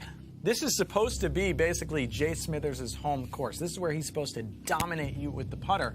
But for F Magnets, to not only play here, but jump out in front with that first hole win and now have an opportunity to keep pace here on the second hole, he should be feeling pretty good about this start. Yeah, totally. I mean, I'd like to know a bit more about why they think Chambers Bay is the place they don't want to face Jay Smithers on. But so far, so good for F Mags now, with a very easy putt to go. Oh, F Mags won the hole. There we go. Wow. Okay, so we're 2 up now. Into the third. F Magnus looking like the one who is controlled. Jay Smithers, though, shouldn't be worried at this early point in the competition. And if he loves Chambers Bay so much, maybe he'll bounce back. Maybe he prefers the back 9. We'll have to wait and see on that one. Why do you think this possibly suits Jay Smithers' game? Well, I think Jay Smithers is more of a field player than some of the other players in the field. He likes this. This adds more elements, more variables. Chambers Bay. There's so much elevation. There's so much. There's different wind. The greens have all sorts of waves in them. It's a much more difficult course. So I think Jay Smithers just feels that he can outplay everyone at a course like this. Well, we'll have to wait and see if he can outplay F Magnets on a course like this, because it is time to go and talk about our next semi-final, because we obviously have 2. The next one, Steumman 66, is taking on our champion, our reigning champion from the 2020 eTour in the form of Golf X3. So this is Stuart Johnson here, another American, 55 years of age, has been playing since 2009, now, plays a couple of hours a day. eTour tournaments, this is his second one. We already saw him last year on the eTour, making his debut there. So he's put those nerves to bed last year. He's going up against a youngster, though, in the form of Golf X3. This guy, last season, could do no wrong. Has had a few blips this season. We didn't even see him, did we, last time? Jeff, 22 years of age, though. Only plays, allegedly, for 1 hour a day. I'm not always buying that one. Tournament victories, 5, okay? 2, only Steumman playing twice on the eTour. I'm going to say that's a deciding factor here. But, Jeff, take me through this head-to-head here. Well, Golf X3, I believe now, less than half the age of both his competitors today, but you see there significantly more experience on the eTour than Steumman. Those 28 wins, just incredible stuff. Only 5 losses. His win percentage, everything has been incredible. The only thing that you can say negative about Golf X3 is he didn't qualify for the last event, and he didn't win the first event. So what is his form? We're going to see here in the semifinal. Also, I just want to say on Steumman, qualified via Chromebook. That is not something you see often, Rachel, and it's also a lot of these players who've been playing the game for so long are now adjusting to different forms of playing the game as this becomes such a competitive esport. Well, let's join the semi-final, because Golf X3 is actually putting right now on the second. If he putts this, he is going to win this hole. A pretty easy, under 10-foot putt here slightly uphill. We know this is more of a favourable one to do. Again, on Royal St George's once again. Is something we've already seen a little bit. St Andrews, we already saw this a little bit earlier. Was it Golf X3 who was playing on St Andrews? No, he was playing St George's. It was Steumman who was playing on St Andrews, I believe, earlier. So he has a bit of experience on this. So can use that in his advantage. I don't know. At this stage, it's a bit too early to say, but I'd say so. You already played a tournament on that course. Going straight into it, it's going to be in your favour. That's what you definitely think. Golf X3, I'm sure he's played St Andrews, you know, 500,000 to 1 million times in this game. Who knows? He plays so, he only practices an hour a day, but he plays so much that I'm sure he has played here a lot. For Steumman, we saw some of the highlights of his first round against Hugh, and it comes down to putting at St Andrews. Very similar to Royal St. All three of these courses, because of their link style, so much of it will be putting, and St Andrews just a classic putting venue with large greens, especially after you get past the second hole. Yeah, well, this is Golf X3 then. Birdie there, won the hole. So is now 1 up, going on to the third. So let's see what happens on this hole. So Golf X3 is up first. This is a very long third hole. Par 4, almost 400 yards there. Slight headwind as well, which we always expect from these kind of courses. Yeah, as long as you're on the fairway, not in a bunker. I love to be in the bunkers when I play here at St Andrews. I'm always somewhere where I shouldn't be, Jeff. That's it. But nicely done then for Golf X3. Waiting now for Steumman to see what he can do if he gets in a similar location. Again, if I was Steumman, I'd probably just follow suit of Golf X3 and try and match him shot for shot. Well, we see they're both putting less spin on the ball, which you're relying on really your skill here to keep that ball straight, because you don't want to run it off the fairway. These links courses dramatically different when that ball rolls off of that fairway surface. It's cooking a little bit. It's going to slow down in time. It's not going to go in that bunker. Come on, it's far away from that. You never know. These things roll out. But favouring, I guess, slightly the left-hand side of the course to Peyton, who was kind of going more central there, which I guess I would try and do, because it make it a little bit easier, you think, in the long run, so you're not going to get in the kind of fescue or in any of the bunkers that like to lurk around this course. Flag stick was removed. It's replaced because it's only just under 100 yards now to the pin. The wind slightly coming in from the left as well, so that's always taken into consideration. You have to adjust your shot accordingly for that.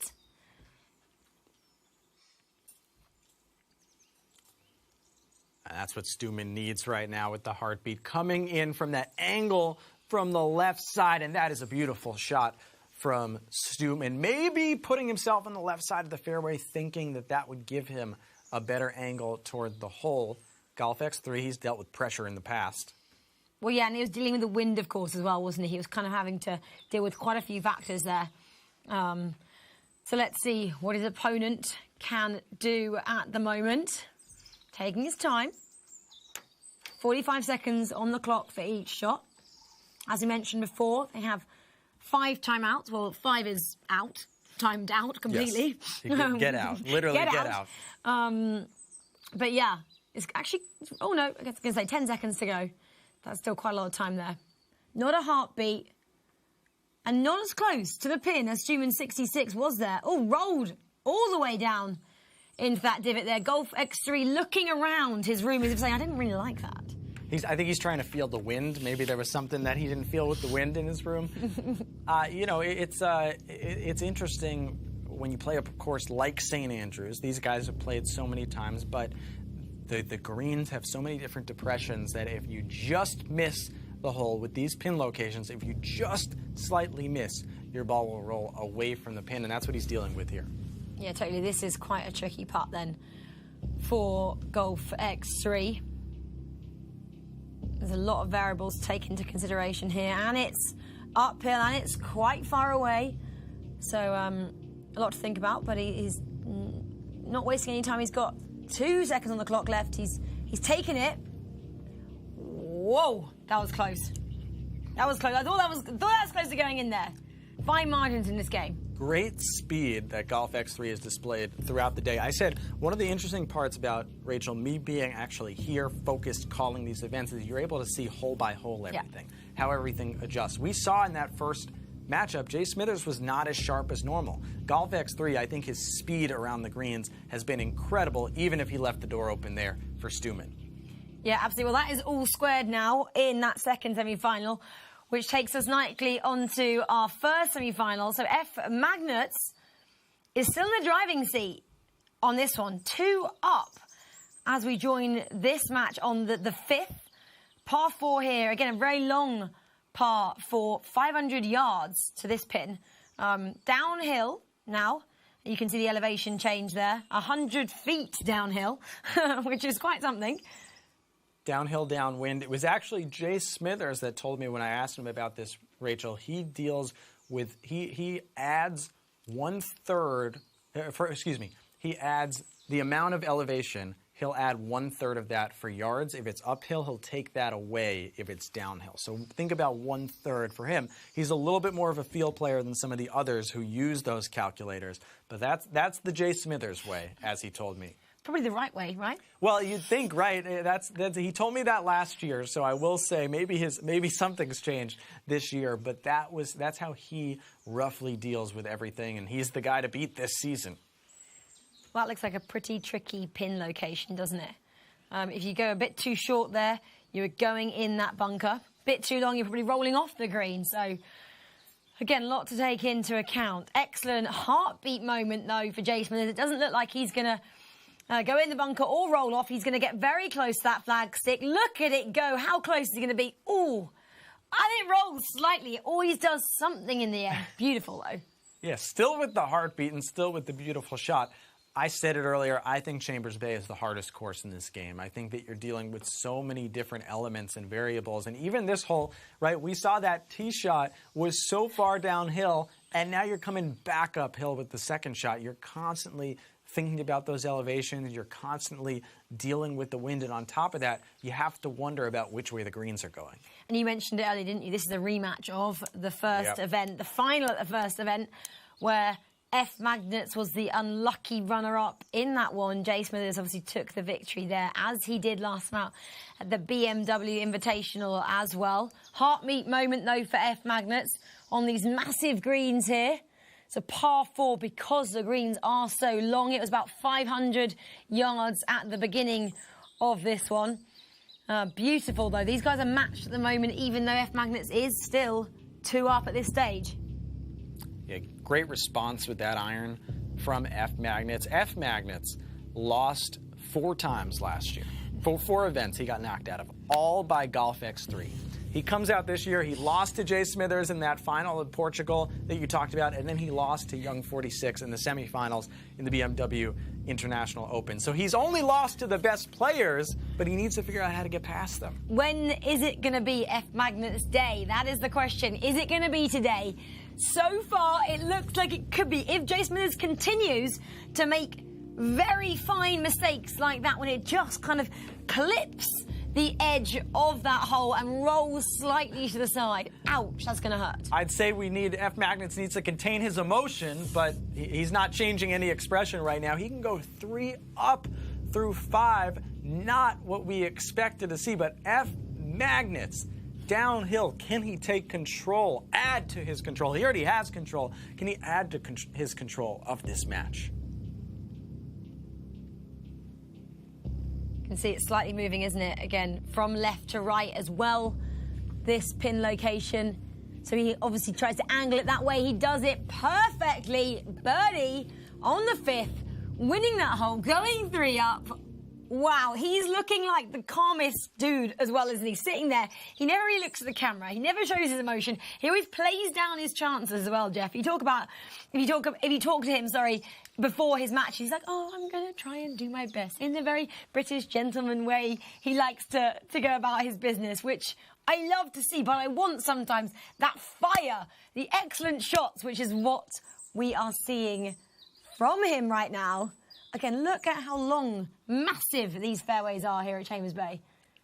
This is another difficult long par 4.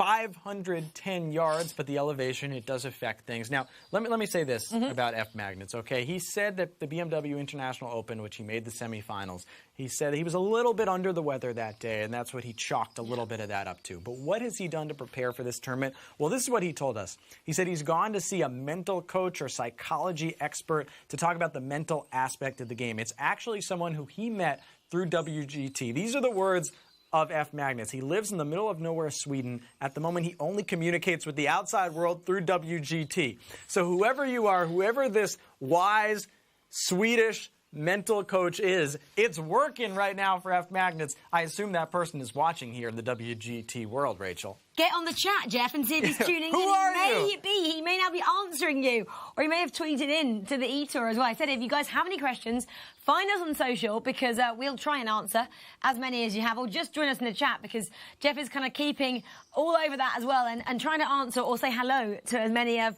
you as possible. But let's go back to the action here then on the 6th, with again a strong wind in from the left, almost 20 miles an hour there.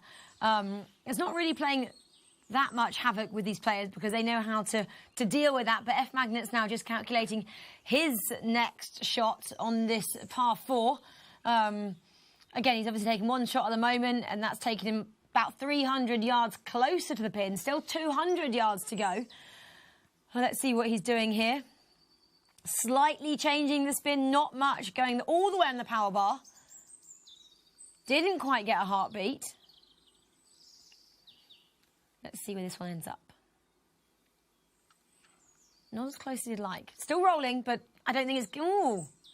Maybe I'm speaking too soon. Yeah, that got up on the hill. I wasn't sure if it was going to get up. I thought he might be a little bit under a club, but he'll have an opportunity here to keep pace with a birdie try. By the way, in the chat, Jim White said as this match was starting, Smithers at Chambers, look out.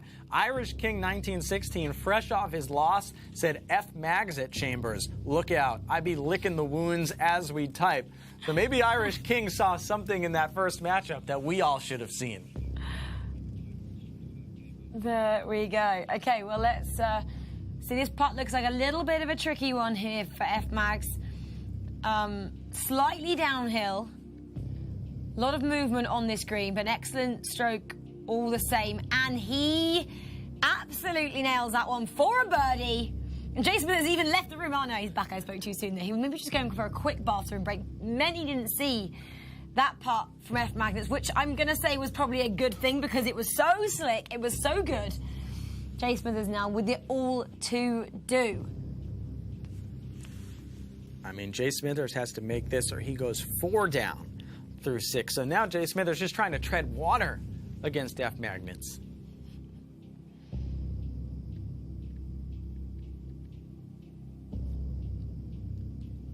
Excellent. Is it going to go short? Wow. That is something we never see from Jay Smithers.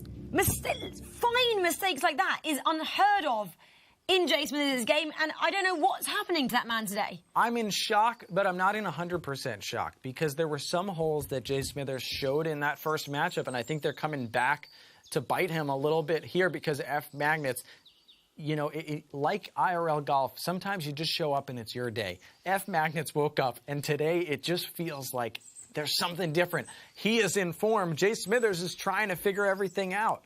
It's also a mental game, isn't it? If you're not quite on your game mentally, then, you know, then it's not your day. And maybe Jay Smithers has taken his foot off the pedal and just relaxing because he's got, you know, 2 titles already. He possibly knows he's already going to those global finals, and maybe he had a little bit of a rest and a downtime to spend time with his kids, enjoy the prize money he'd already won. I'd like to find out exactly why he's not having his day so far. But there's still another game going on, of course, the semi-final number 2. That's between Steumman 66 and Golf X3. Golf X3 1 down still to Steumman 66. The hole was half there. I'm talking football now. Steumman, though, he is the man on your screen at the moment. He's a guy that's only actually been to 2 eTour events. This is his second one, up against Golf X3, who's won 5 out of 6 events from last year. But Steumman is the man who is 1 up at the moment. A little bit of spin on this for Steumman. I love his style. love it when they dress their avatars up. Full fedora, maybe not exactly looking like he's on the golf course, but that's what you can do here with WGT. And look, we have not seen much of that today. That's in the rough. Someone in the chat was asking, why not put topspin on these drives? That's an example of it. You don't want to miss the fairway, and when you do hit with topspin, you are leaving yourself open to missing fairways. There we go. No mistakes there from Golf X3. Nicely down the middle of that fairway. You don't want to get too cute with things right now. Steumman, 1 up through 5. That's a great place to be, and you don't want to let that slip just because you can't see the light too early. You're not going to put anything away on the front 9 with Golf X3. No, that's not a defining place to be at the moment, is it? 1 up. If he was 3, I'd say, yeah, you're in this, but you need to just play steady golf at this stage in the competition. Just make sure every shot counts. Every putt goes in. And if you're looking at WGT analytics, look at the situation here. Golf X3 in the fairway, Steumman not in the fairway. Your odds of beating Golf X3 on this hole are very slim. Very slim indeed. Well, I'd say they're pretty equal at the moment. Just those. Heartbeat, though. Love to see that. And that's a nice shot. Just those 88 yards out. Such a juxtaposition going from Chambers Bay to St. Andrews. So many of the approach shots on St. Andrews are you have a wedge or a short iron in your hand. It's a different sort of game. Guys are probably going to get closer in there. While Chambers Bay, and that might be part of why F Magnets things are working right now, you're using 3 woods and 3 irons and low shots to try to get in on those greens at Chambers Bay. Yep, exactly. Well, Steumman here, under 100 yards out. Again, he loves to change the spin, but not massively. So just maybe it's one of his kind of superstitions. I just need to just slightly change it. Let's see what you can do here. Slightly up in terms of elevation. Only a foot, though. Heartbeat moment. How close is he going to be? Is he going to be inside golf? Wow! Steumman! I'm going to applaud that, Steumman. He applauds himself. A little fist pump there. Golf X3 sitting back going, what am I seeing? Steumman says, I don't care about your analytics, Jeff. I'm just going to put this thing in the hole. Steumman not showing any emotion, but wow, you can show emotion after an eagle. I don't care if it's the front 9, Rachel. Steumman was listening to you. That's why. He was like, what is this guy going on about? I did that on purpose, just slightly out to the right, because I wanted the right angle to get in with a shot like that. He did have a great angle in. So incredible stuff from Steumman.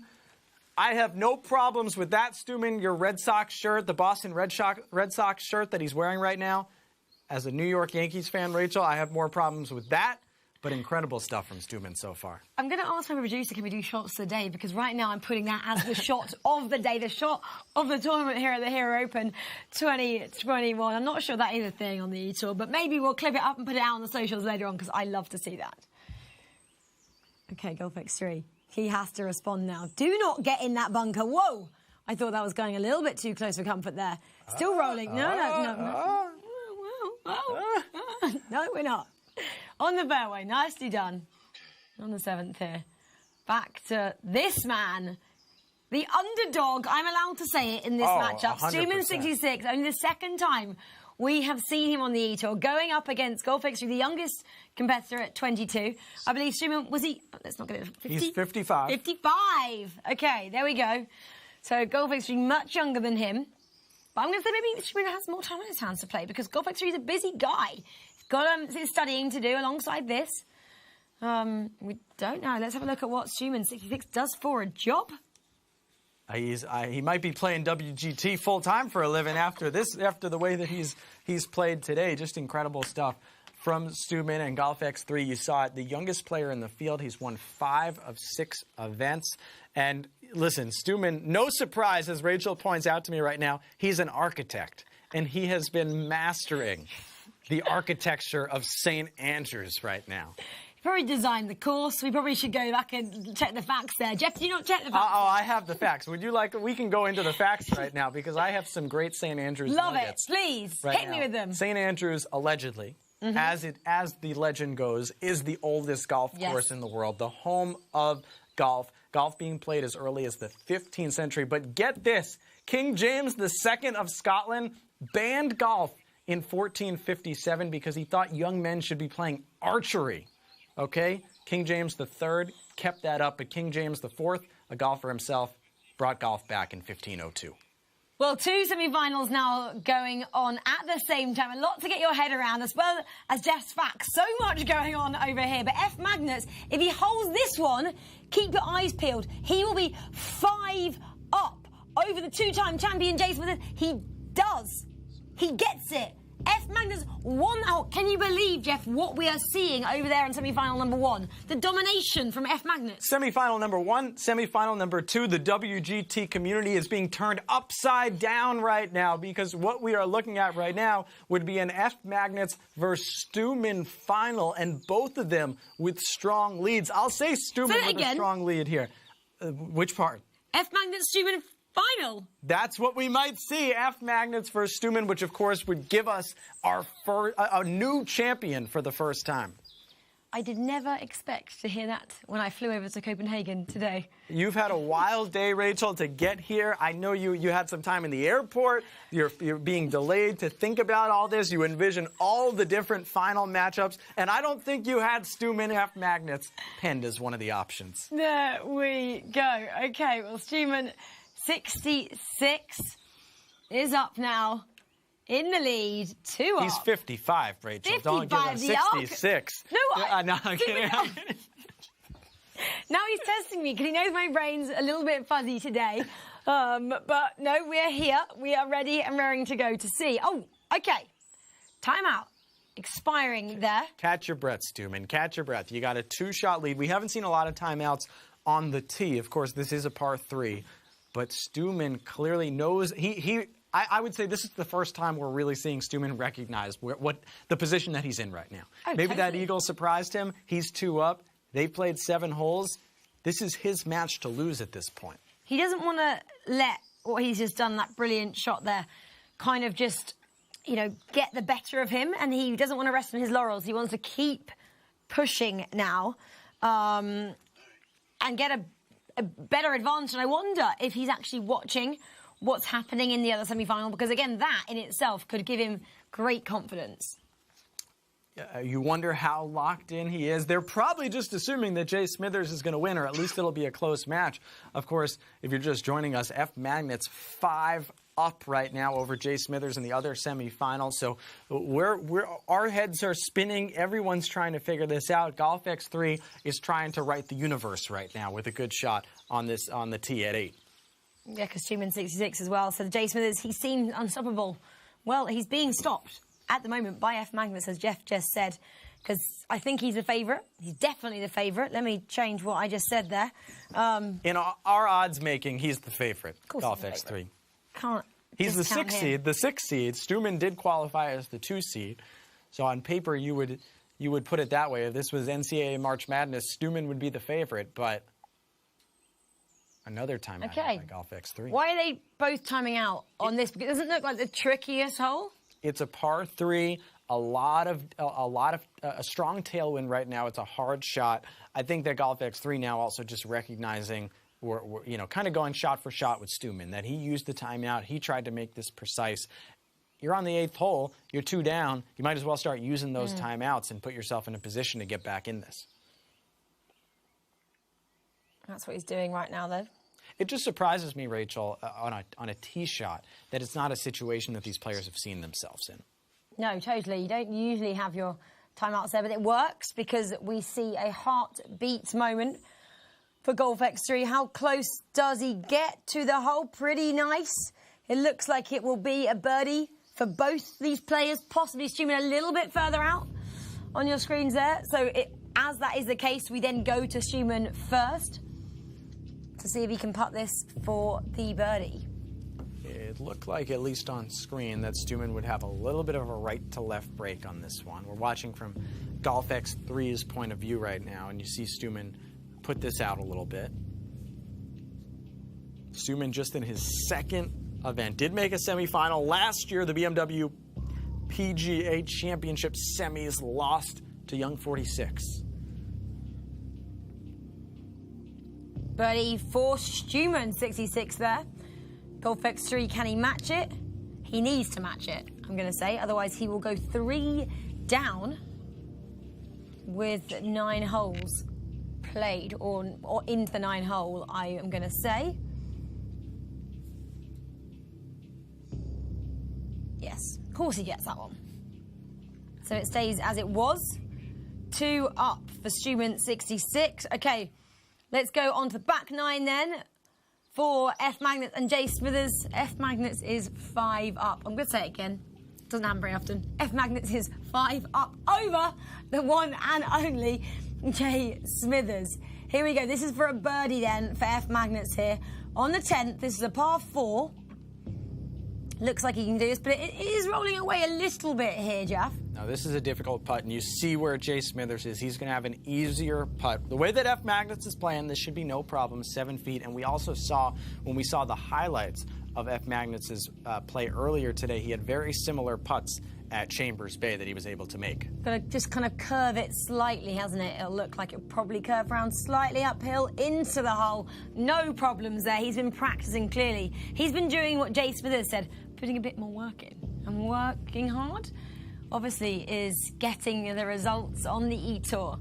So this is Jay Smithers to keep the score as it is. 5 down. Hate to say that, but I'm sure that won't be a... Whoa!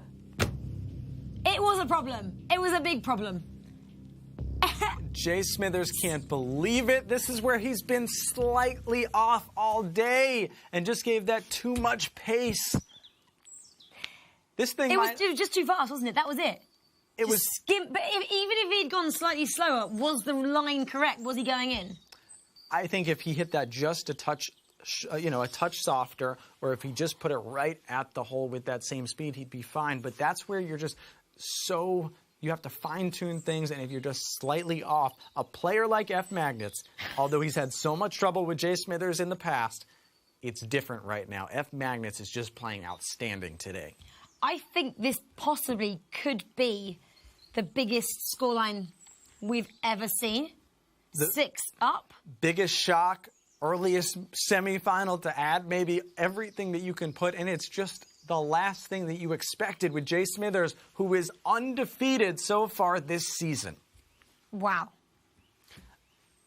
We talked about the mystery Swedish mental coach that F. Magnets has. Him? Well, I didn't find him. But one thing that F. Magnets says is one of the things that they were working on was thinking about not necessarily practicing better, but envisioning shots better. I think F. Magnets had thought I need to put in all of this practice, be so meticulous with things. And maybe it's more about just the envisioning the shots and playing to your strength. That's what the mental coach told him, and it has been outstanding watching F. Magnets play today. Yeah, that's what all the greatest athletes do, of course. They kind of focus and visualize themselves winning, and then when it comes to actually being in that moment, they feel like they've been there before, so can just practice what they've been practicing in their head or put that into action, and then makes it a little bit easier. But this is Jay Smithers now trying to master a comeback. Can he? He didn't seem to like it, and yet that seems like it's under the hole a bit. The green starts to move away from the pin there, and that ball might continue on rolling. This is going to be a problem of all sorts for Jay Smithers. The length, the break of this putt, that's not an easy putt coming back for the two-time champ this year. By the way, Rachel, just the money that these players are playing for today in U.S. dollars. I didn't make that decision. Someone else did. The winner today will receive $5,000. The runner-up, $2,000. Third and fourth place, $1,000. And fifth to eighth place, they'll get $250. Yeah, so locked up for stakes, not only pride, but prize money as well. F. Magnets, again, a really tricky putt to make here. It's really coming kind of off of the right-hand side, rolling down that hill. So we'll really think about how he approaches this shot, but again, moving that kind of flag stick out to the right to try and get that curve on it, try and get that break right. If anything to go by how he's been playing so far, he will do so. Whoa, just misses that one. That was close. That was a hard shot, though, I'm going to say, to make. Difficult putt. We'll give F Magnets a break on that one. He's played so well. Also, some of you wondering, the full prize pool of the eTour season is $100,000. That includes $30,000 to our champion at the end of the season. Let's just see if Jay Smithers can make his putt then. On this very sloping greens here at Chambers Bay. But we hear Jay Smithers likes it here, but not today, possibly. It's not quite his day on Chambers Bay at the moment. Excellent stroke, though. That looks like it will just skim the edge once more. What are we seeing here?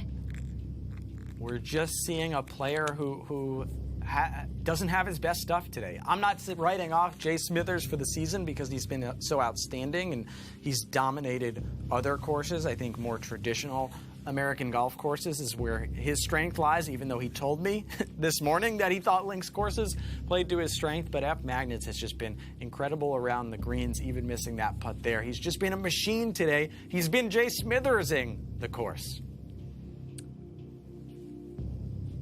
There we go. The hole was half then for those guys. So 6 up for F Magnets. We're going to go to the other semi-final then. 1 up now. So that lead has been halved. It was 2 up earlier. Steumman 66. 1 up on the 10th here. Golf X3 has clawed a point back. Can he make it all squared and get things back on a level playing field heading into the final push here in this semi-final? This is Golf X3 now on your screen. Very small little putt here. He'll be pretty gutted that didn't go in earlier. Yeah, Golf X3 must have been really close to eagle as we're picking up this short birdie try. He's picked up 1 hole back on Steumman since we last saw them. St. Andrews doesn't play with big breaks. That was why Steumman, even though his putt was further away, he didn't have a big break to deal with. So, that's where Steumman has that 1 hole advantage, right? You just have to keep putting the ball on the greens at St. Andrews. And when I say on the greens, on the same tier. That's the important part. Keep it on the same tier as the hole, and you probably won't have a lot of break to deal with. No, there we go. So Golf X3 teeing off at the moment on this 11th par 3, 180 yards to the pin. Bit of a headwind there. Slight elevation uphill to get to that green. Takes a power bar all the way to the end. Can he get a heartbeat? No. Yes, he does. Yes. Rachel needs her glasses today. She couldn't quite see that one. It's pretty bright in here. I'm going to go with that. Let's see where that ends up. Okay. A little bit further than maybe he'd liked, but looks a bit more of a flat screen there. That general area is where you'd like to be. That's a bit uphill and doesn't look like it has a lot to break there. So you're right. Of course, you always want it closer, but Golf X3 is going to be feeling pretty good about where that is. And now this is an important shot for Steumman because all of this control you've had this match, you can lose it all and bring this match back to all square if you don't hit a good tee shot here on 11. Not quite the heartbeat moment for Steumman 66. Doesn't mean he'll be too far away, though. See how far away he is. A little bit further than Golf X3 there. Is it going to roll back slightly? No, it actually stays on the green. That's going to be a trickier putt there. Nearly a 19-foot putt. Slightly downhill as well. So we have to think about this one. This is where Golf X3 could take it back to all squared. I think this is very possible here, Jeff. Yeah, this would be a pretty incredible putt if Steumman could make it. It doesn't have a ton of break, but that 8.6 inches downhill is nasty. And you could see he might take. We're watching this from Steumman 66's view. We might see him turn to the other side and try to, because there's a fast break right there off the bat.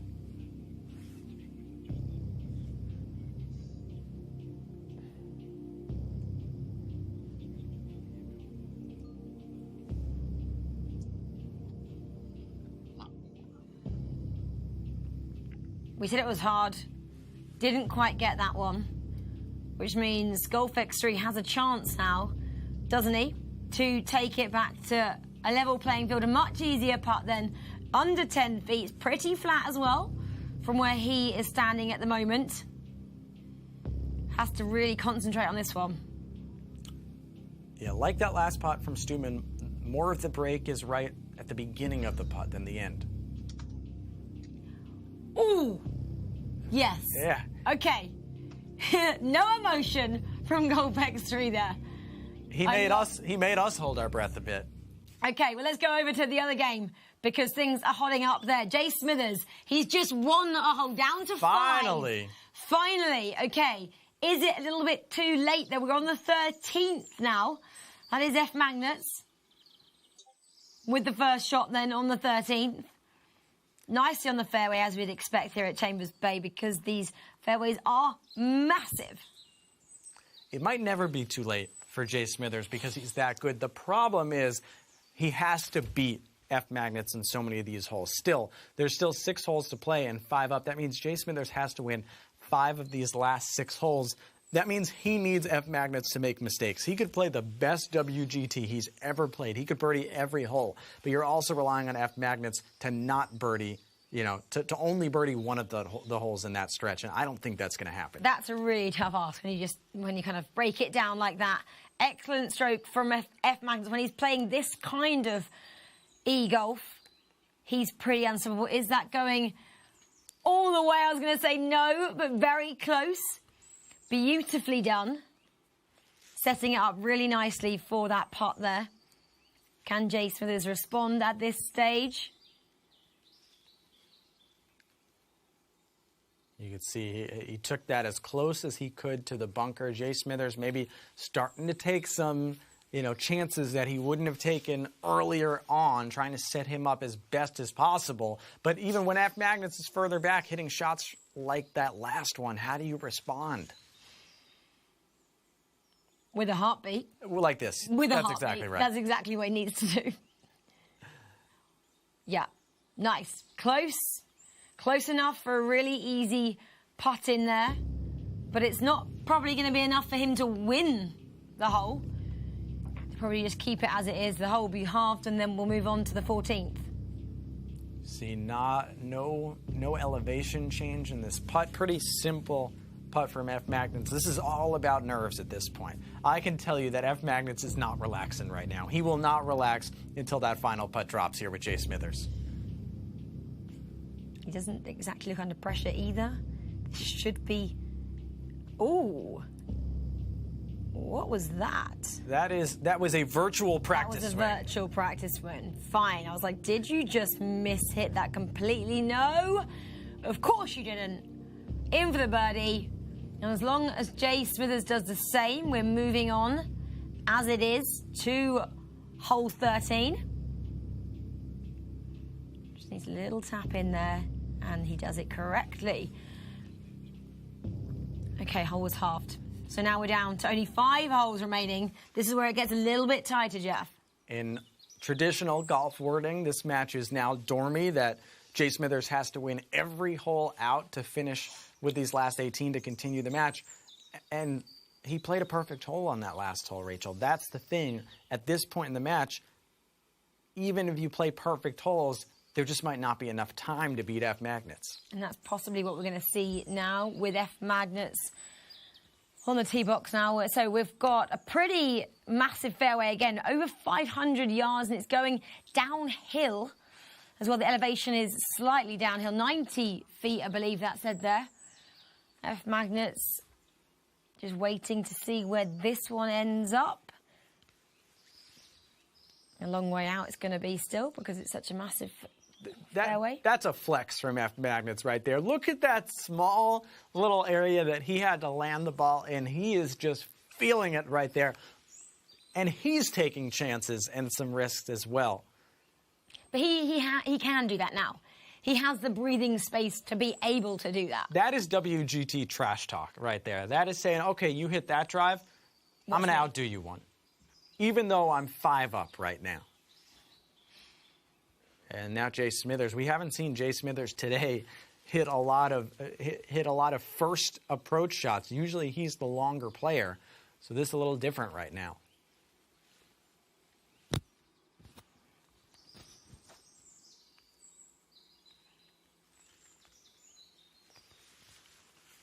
The heartbeat moment from Jay Smithers. He needs as many of these as he can get. He needs to beat F Magnets. He needs to do better heartbeat moments, more heartbeat moments than F Magnets. F Magnets scratching his head there saying, well, I can probably do similar. I'll wait and see if he can do just that.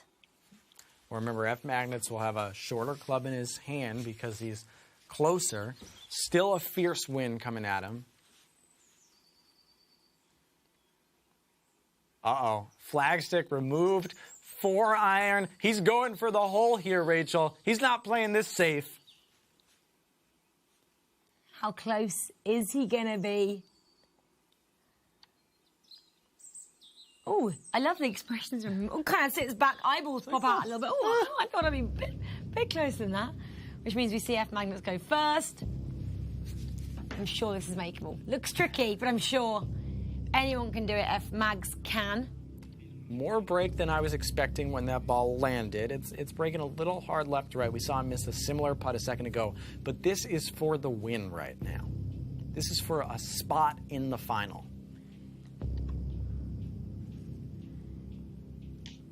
He may let a timeout go. He's calculating. See, to me, it would be mind games for the future if he didn't wait for a timeout right here. He's not. He's going to go. Oh, no. Yeah, he's going to go for it. Wow.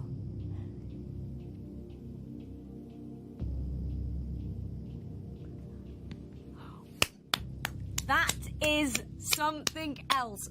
5 up there to make it through to the final on the 14th. I mean, and wow. This is just a formality right here. Jay Smithers gets that to go. That means 5 and 4. It is F Magnets. The winner, he's going to the finals. F Magnets changed up his whole game at Chambers Bay, the place Jay Smithers was supposed to be unbeatable. He beats him in his own den. The place nobody wanted to play Jay Smithers at was Chambers Bay. F Magnets has done it. He's sailing through to the final. Jay Smithers, how are you feeling now? Describe your emotions. It just didn't look like it was your day out there. Hello? Can you hear us? Yeah, I can hear you now. Yeah, Jay Smithers, we're just saying, it just didn't look like it was your day out there today. You were making mistakes that we don't usually see from you. Sum up how you're feeling at this moment in time. A little disappointed. First match, I started off slow, picked it up after a few holes, and played really well the rest of the match. And then coming into this one, I felt pretty good, but started off slow. Chris made everything. He pitched in on 1, he pitched in on 4. I couldn't make a putt to save my life. I kept hitting shots that just didn't go the way I thought they were going to go, and put myself in bad spots. And it didn't see many putts drop. Kind of got my feel there on the 12th hole, but far too late. What do you put these mistakes down to? Do you think there was maybe more pressure on you this time out because you are the double champion? No. I don't think it had anything to do with pressure. It was I just hit a few shots. I thought they were great when I hit them, and they ended up not being. A couple started off a little bit offline. I got unlucky on 4. Hit a great 4-iron up into a green that slopes left to right and back towards the pin, and it stuck up in the fringe. It did not go as planned. We'll put it that way. F Magnets has been around this game for so long, but he's had so much trouble with you, with Young 46, with Golf X3. He gets past you here. How do you feel about the state of his game right now? If he plays like he just did, he wins. He made everything. I mean, he hit a bad shot, and then he would make the pitch in. He'd hit a tough shot into a tough spot, and then he'd make a big break and downhill sliding putt. I mean, he made everything. So if he does that, I don't think anybody can stop him today. I can see that you're, obviously gutted at that result because you came here wanting to win. You said you wanted to win everything that you were going to come up against this time on the eTour.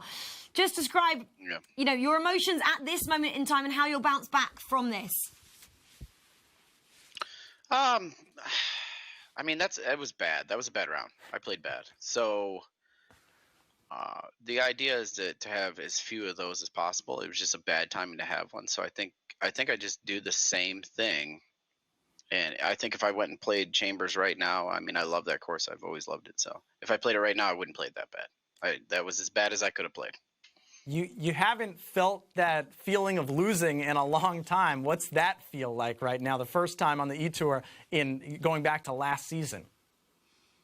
Well, Jeff, it feels like shit. Believe that one out there, Jay Smithers. We're not allowed to use that. But no, obviously, it feels terrible. But that's kind of sometimes the fire that you need to come back next time and produce your best possible golf.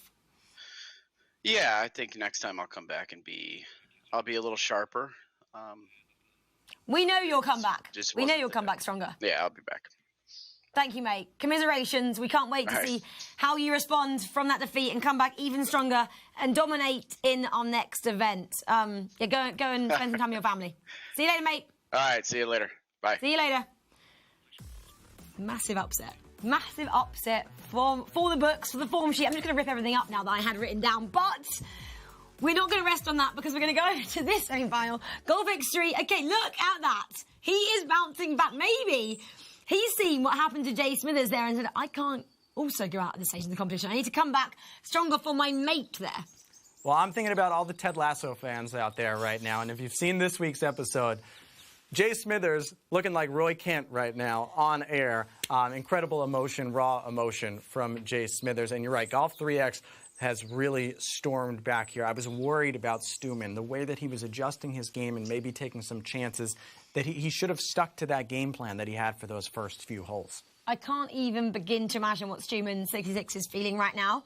Having that lead for such a long time in this semi-final and losing it now on the 14th, or before the 14th, I'm going to say, and having really to think about what he's doing now and try and get himself back into this one, because this is where we know Golf X3 can run away with the game. He's now completely focused on what he's got to do and knows possibly who he's got in the final.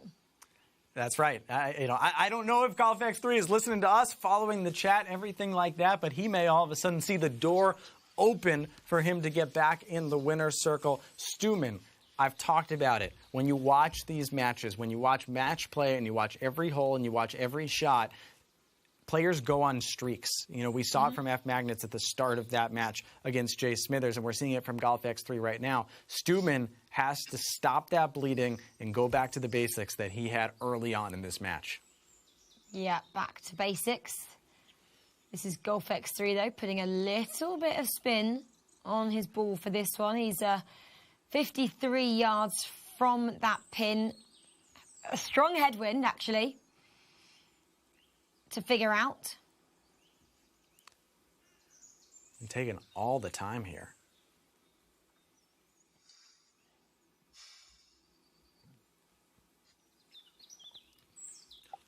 Golf X3 has been able to spin the ball back better than any other player so far today, but there it hurts him. Yeah, it does hurt him indeed. He's got a long putt to make now, 17 foot. Not the easiest. Pretty flat, but definitely not going to be one that has to just tap in, has to think about where he's positioning himself now on this green if he's to stay in control on this 14th.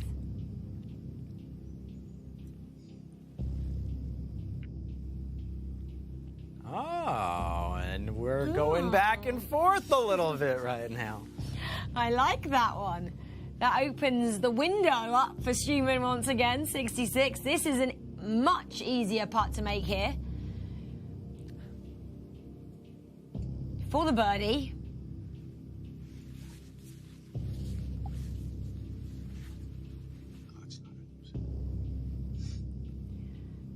Okay. We're going to see this one again. Just want to see it through. Just want to see what happens there. Ooh. That did not move. I thought that was going to go a bit further. Steumman won the hole. All squared. Wow. This is the closest semi-final we probably had. We just said the other one was probably the most open semi-final we had. This is the complete opposite here. This is going back and forth, like you just said. I have no idea where this is going to go. Well, we saw Young 46 and F Magnets, their semifinal in the last event. You weren't here, Rachel. It went to, I believe, 24, maybe 25 holes.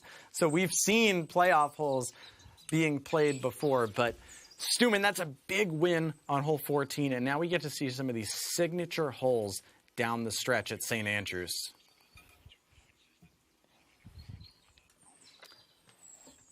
Golf X3 needing to respond. The point system that you're looking at right here, 5,000 points to the winner, 3,000 to the runner-up. Third and fourth place will get 2,000 points. Fifth or eighth get 1,000. So Steumman, I had highlighted this at the beginning because of that opening matchup with Hugh. Steumman already jumps into the top 8 in the race to the grand finals. And he can jump, even though he wasn't even in the first 2 events, if he can win here and get to that final, he's going to put himself in an incredible situation to make it to that 6th and final event. Absolutely. And F Magnets, who's already into the grand final, has already guaranteed himself 3,000 points, which, when it comes down to it at the end of the season, will be massive in trying to make it to be the top 8 to go to Dubai for the global finals at the shot of being crowned our eTour champion for the 2nd season. Golf X3, though, he's the man at the moment who's on your screen. He missed last event, so didn't get a single point there. So he really will be looking to get a minimum of 3,000 points if he makes it further than the semi-finals here today. Otherwise, he'll go home with 2,000. He didn't look like he liked that shot, leaving that a bit on the right side. And if he doesn't make the final here, Golf X3 still with 2 semifinals under his belt, he'd be in great position to make the grand finals. But you start to think about seeding, and you start to think about how, early on today, Dean Barr qualified for this event as the 3 seed and had to play against Golf X3, who qualified as the 6 seed. So all of a sudden, one of those big players, Young 46, Jay Smithers, F Magnets, they could end up playing Golf X3 in the first round of the grand finals later this year. Yeah, and that is not what anyone You don't would want to work that doing. hard You to don't lose want to that work that first hard. round match. No, so Jay Smithers, he actually exits this competition then with 12,000 points, which again, we'll still see him sitting nice and pretty at the top of the table. But this is a heartbeat moment from Steumman 66. He likes that. Look how close that was. Lighting our hearts on fire with that one. Incredible stuff by Steumman, who looked down and out as Golf X3 stormed back to take the lead. But now it's Steumman, if Golf X3 can miss this, who will have the door open. He's got to make this. This doesn't have a ton of break. It's another example of St. Andrews. More break the further you get away from the hole. So you see that hard break right at the start of this putt from Golf X3, but not a whole lot going on. Uphill. He's a world-class putter. And just kept that too far out. Just didn't have as much break. I thought that looked absolutely makeable. That shouldn't have been a problem. It just didn't move, and with the pace that he put it at, it just didn't work out. And now, how about Steumman? Give yourself a 1-up lead through 15. Look at that smile. It's not massive, but you can see he's like, okay, I'm going to pat myself on the back for that one. Okay. Well, you always wonder, is he looking at someone else in the room, or was that at the wall? Maybe himself on the camera. Maybe he's looking at himself. I see he's got a bike in the back. I'd love to see what's in this office or basement of his. 3 holes left to play. Steumman 66 is 1 up over Golf X3. Wow. These holes get a little bit trickier, though, don't they, now? At this stage of the course. And then we go to the 18th. I don't like the 18th. The 18th here is hard. 2 signature holes at St. Andrews, 17 and 18 coming up. We'll at least get to 17. We're talking about some of the most recognizable holes in golf. The road hole is up next.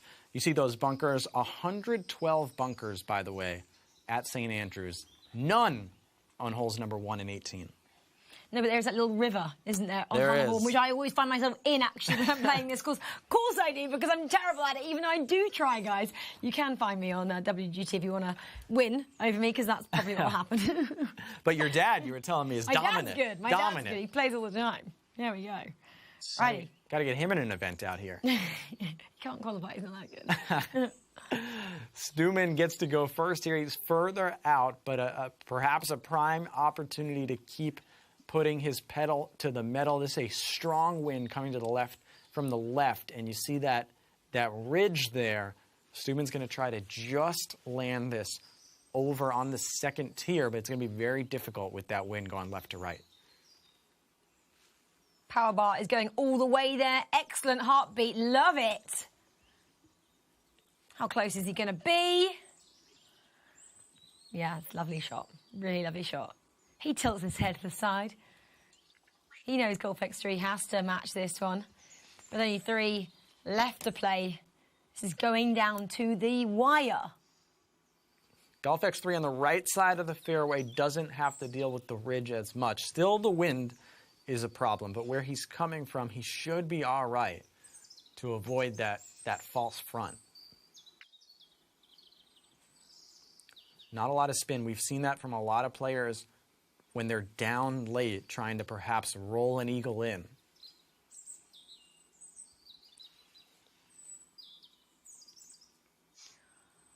That's pretty close in terms of where they find themselves for this putt right now.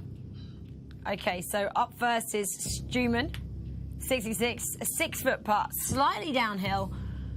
Makeable? It's makeable, and we saw it from the last putt from Golf X3. St. Andrews, the breaks don't move as much. So you've got to be careful. I don't know. Steumman's putting this, if this is where he's going to putt this is out maybe a little bit further than I'd be comfortable downhill, because you're just not going to get as much break downhill. You can see that those little balls that are not really moving or moving very slowly, I'm going to say. So like you said, not much break at all. Oh, he's moving it further out. Listen, he's the pro. We're not. But you're going to see him, the way that he's doing this, he's really going to have to keep this speed slow. Oh. Oh!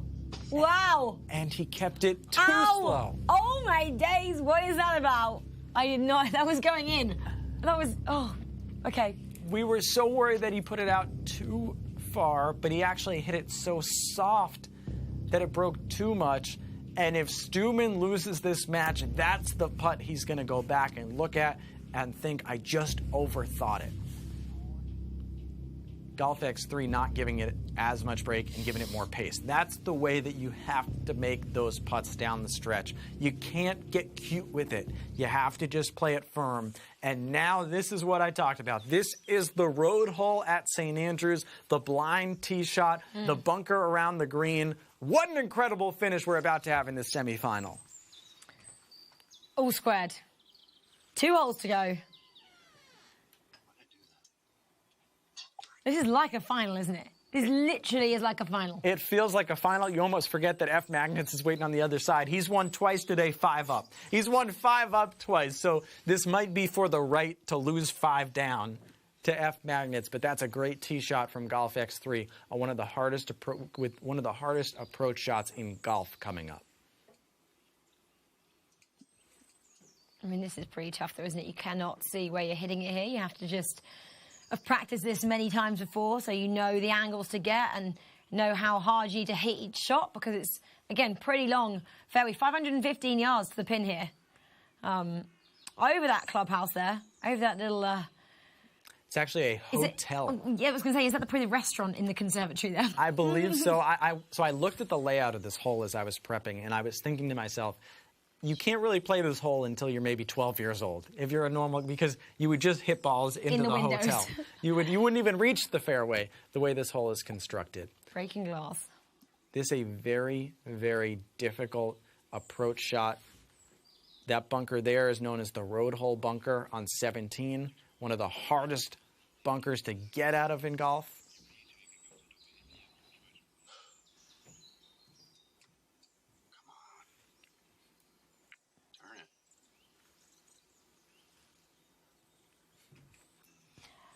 Steumman is coming unstuck now.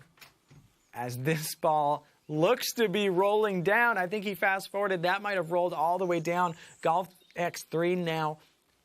You can play this shot conservatively if you're him. I don't know if he will, because he thinks and perhaps is the best or one of the 2 or 3 best in the world. but now you just need to put it on the top of that green, and you're probably all right.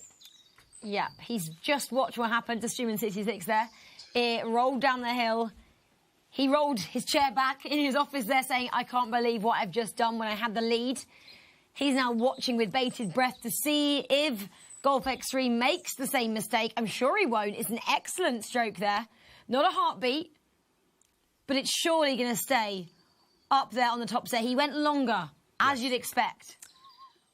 Nicely played. A little bit too far out, but that's a much easier second shot for him. Third shot for him. In real life, I'd say he's great. If this is match play, he'll at least par. Such a difficult pitch that we're about to see from Steumman. But these guys are so good, and I'm interested to see. It looks like Steumman has pitch here. I would consider a flop shot.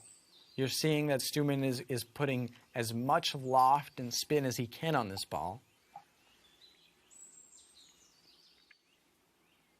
He wants to pitch it in, Rachel. And it's looking like, far too long. What did he do wrong there? Like I said, I think you have to play a flop shot there in my mind, because a pitch up that hill to the second tier, it's so much more difficult to control. A flop shot, you get more loft on, which means your ball won't roll out the same way that it did there. So you can change your shots.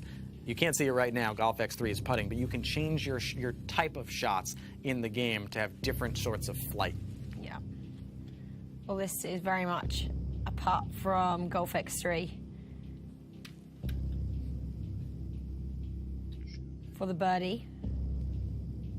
It's a pretty long putt, but he's on with the pressure off at the moment. Yeah. See how wide out he's aiming for there. Really putting it out there. He likes using the putters that go farther distance and just hitting them soft with a little more power. Again, controls the speed. But definitely didn't quite get that angle right. He played it conservatively, like I mentioned he probably should, because now he forces Steumman to have to make this putt. And Steumman make up for that missed putt on the last hole and bury this more difficult one.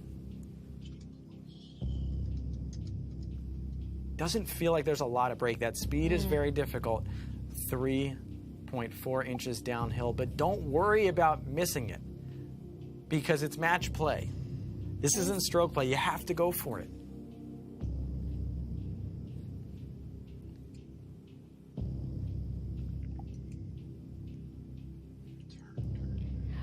Oh, Steumman, no, just in millimeters, inches. He can't quite believe that, can he? Two big mistakes then on the 17th. Massive mistakes there. Steumman, it just feels like it unraveled a bit. He was one up. He was one up through 15. Golf X3 with two big wins on the 16th and 17th hole. We're heading to 18. Golf X3 now has this one-up advantage, Rachel. I don't feel like he's had his best stuff. He hasn't had his best stuff today. Steumman had his best stuff earlier on, but now he has to get a victory on this 18th hole at St. Andrews. But when you're at Golf X3, you don't have to always have your best stuff. You just have to play to get through, and that's what he's doing right now. He's playing the right golf at the right time in this competition, in this semi-final, and he will now do enough. As long as he doesn't make any silly mistakes. I don't think he will at this stage. He's now got it in the bag, as I'm going to say. Steumman is the one under all the pressure, under immense pressure now. He needs to have a word with F. Magnets and see what his psychologist would say at this moment in time. Well, I think you're right, and that brings up a good point. Golf X3 can get away with things against Steumman and perhaps 99% of WGT players, but I don't think he can get away with the way he played against F. Magnets in the next round. No, F. Magnets is in a league of his own at the moment. Golf X3 needs to really up his game. I don't know how you don't have a break in this, but take 5 seconds to reset, because it's going to be tough if he's to make it through. If either of these make it through, it's going to be a tough final matchup, which we want to see, of course. F. Magnets, I'm sure you're watching, so we've told you you've been sharper than Golf X3 today, which shouldn't come as a surprise to anyone else who's watched. Golf X3 is going to go first here on 18. That's going to at least let Steumman know what he has to do on his approach shot. You were saying that you can't stand this hole, Rachel. The Valley of Sin is the depression before the 18th hole. So Golf X3, you'd expect him to try to be safe and just take this over. We've got to. Look at that little ridge surrounding it. It just rolls back down if you're too short there. Rolling a little bit, but it's going to stay nicely close to the hole there for Golf X3. Not a given, that putt. Still a little bit of work to do, but Golf X3 should be feeling great about where he is and really forcing Steumman to figure out exactly how to deal with this loft and deal with this spin to try to put it in the hole. And he goes to a punch shot. I was going to mention this when I was bringing up the flop shot. Punch shots, you don't see a lot of casual WGT players use them, but a lot of the pros like to use the punch shot. Try to keep that flight a little bit lower and try to give yourself a chance to run this into the hole. It's more difficult, but you maybe have a better chance of actually making it. And at this point, Steumman thinks that's what he has to do to keep pace in this match. Let's see if this punch shot does the job then. Timeout. I'd say this is exactly the time when you should be using these. 2 remaining, though. But that's fine. We're on the 18th, so you don't really need any more than that at this stage in the semi-final. And now Steumman's analyzing it all again. Let's see if he goes back to that punch. He does. With a little bit of spin, though, into the hill.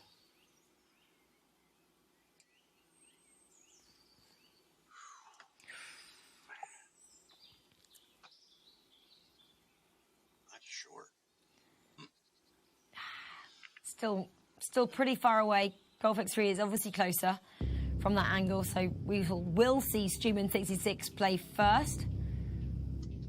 This is essentially to stay alive right here. Yeah. And Steumman used that punch shot. You can't really tell by that camera angle, but, I mean, you're basically just going straight uphill. You're basically punching that shot into a mound. So that's why he just didn't get quite the roll. Didn't roll all the way back. But now uphill to at least. Oh, no. That is not what we wanted. You just said it. He needed that to stay alive.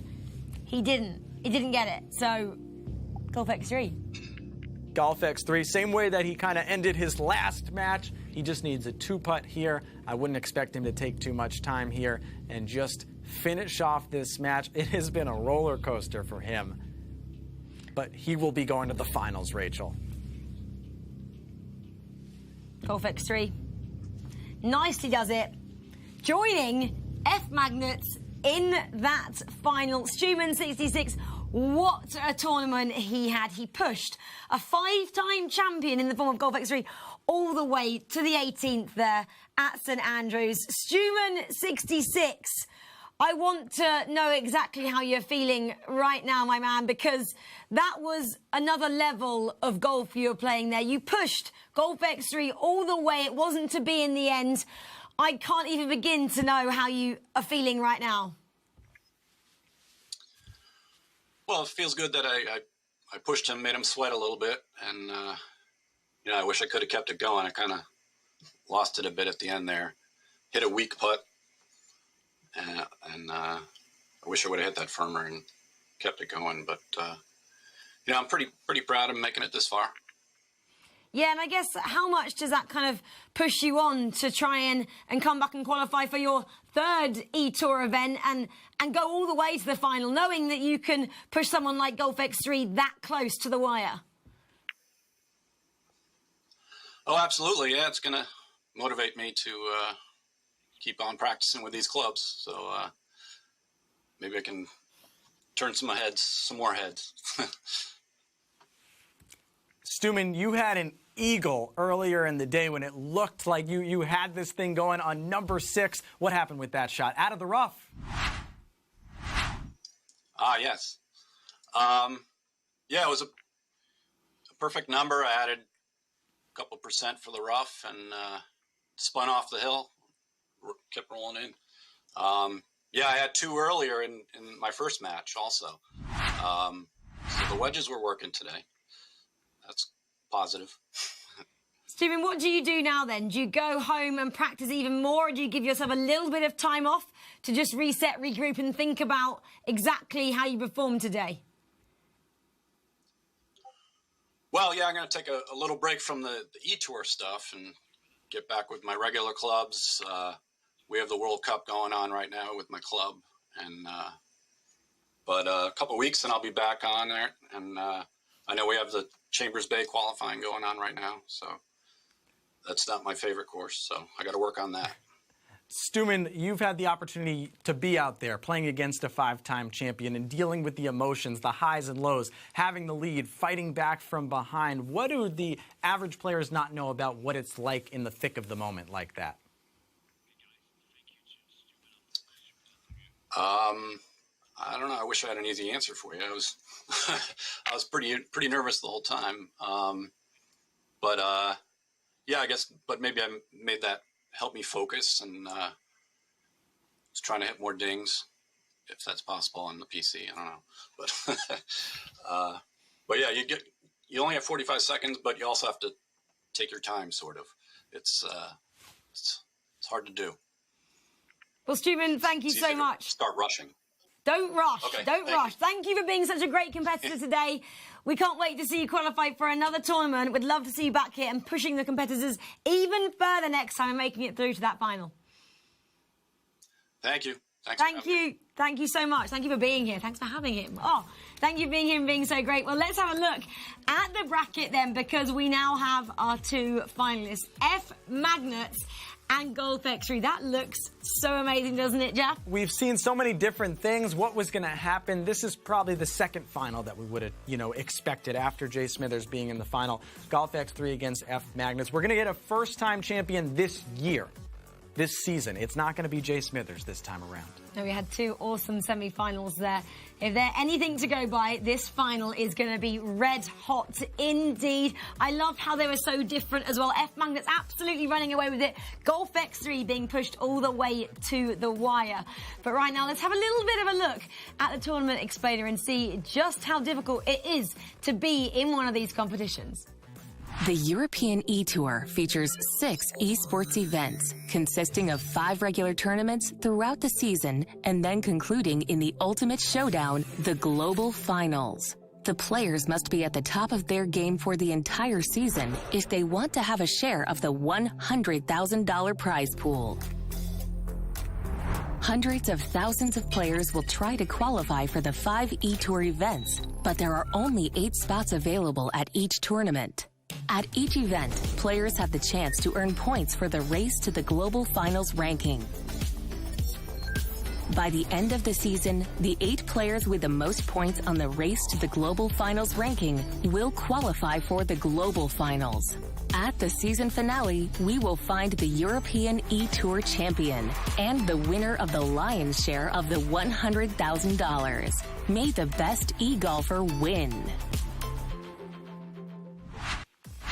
Well, we have our finalists, and Golf X3, he's won this event 5 times before. F Magnets still to get his hands on a trophy, but none of them have done it this year. Peyton here, 22 years of age, 5 tournament victories, like I just said. Been playing since 2016, didn't make it last time out. That could be... It's been an eternity, it feels like, since Golf 3X has been in a final. Rachel, it's been so long, as in a few months. That's long. Hurry up. She was thinking, Rachel, we're gonna think about this. We've been having some Danish chocolates in the studio here at the European Tour, at the European eTour. F Magnets, he has been incredible today. 2 victories, 5 up in each of those victories today. But unlike Golf X3, he has never won an eTour title. That might change today. I think it will, Rachel. Well, he has been the man in form. But let's have a look at their current head-to-head at the moment then, because that's a little bit different, of course. Look at the won rate there. Golf X3, 28 wins to his name, compared to half that of F Magnets, only 14 so far. 1 draw for Golf X3, 9 losses, though, for F Magnets. Let's hope he doesn't add to that today and really adds to his win. F Magnets, though, we're going to get a word from you first. I've stop coughing now. I can't get my words out still, but I am back in the game. Let's have a quick word with you and talk about your dominance. F Magnets, your victory over Jay Smithers was incredible. Has that really made you full of confidence now heading into this final? I was full of confidence anyway, but just sorry to spoil the fun for you. I know you were talking up a Josh versus Peyton final, so I suppose we'll spoil your party. F Magnets, you have been dominant today. You've won both your matches 5-up. Does this have something to do with this mystery Swedish mental coach guru that you've been seeing in the WGT world? It does. It's absolutely vital. This whole mind game, mental thing, mysticism, it's a very important part of the game. It shouldn't be underrated by anybody. What exactly has he been doing to help you with that side of things, F-Mags? I'm not going to tell you that. This Come is a on. trade secret, and it's between me and him. One little insight, no? He's not giving us anything. Play better. See, I said, you're not giving us anything. Well, F-Magnus, we wish you the best of luck in this final. That must have been what the guru told him. Play better. Don't tell the announcers Play better. what's going on. I mean, everyone's going to play better. Up their games now. It's a final, of course. Golf X3 is the man who knows how to play better in a final because he's done it 5 times. He hasn't done it this year. He'll be ready and raring to go to get his first victory of 2021. Golf X3, how are you feeling heading into this one? Are you feeling pumped? I'm feeling very unprepared. I've kind of played like a potato the last 2 matches, so that's usually how it goes, though. Whenever I make it to the finals, my group plays always kind of potato, and then I come to the finals and usually play well. So, fingers crossed, and hopefully the same thing happens here. Where is your Tiger Woods red shirt for final day? I had to change it up. New season. Golf X3, I believe that you lost its magic as well. All right, so we're going to see it. We're going to see a different outfit. We've seen different mental changes from F Magnets. Golf X3, you've played F Magnets a lot on the eTour. I believe you have 3 semifinal victories against him and 1 final victory. You beat him all 4 times. You guys, you knocked him out 4 times last year. What do you expect about him this time around? Well, it's how it sounds so far. He's been playing pretty good the whole tournament.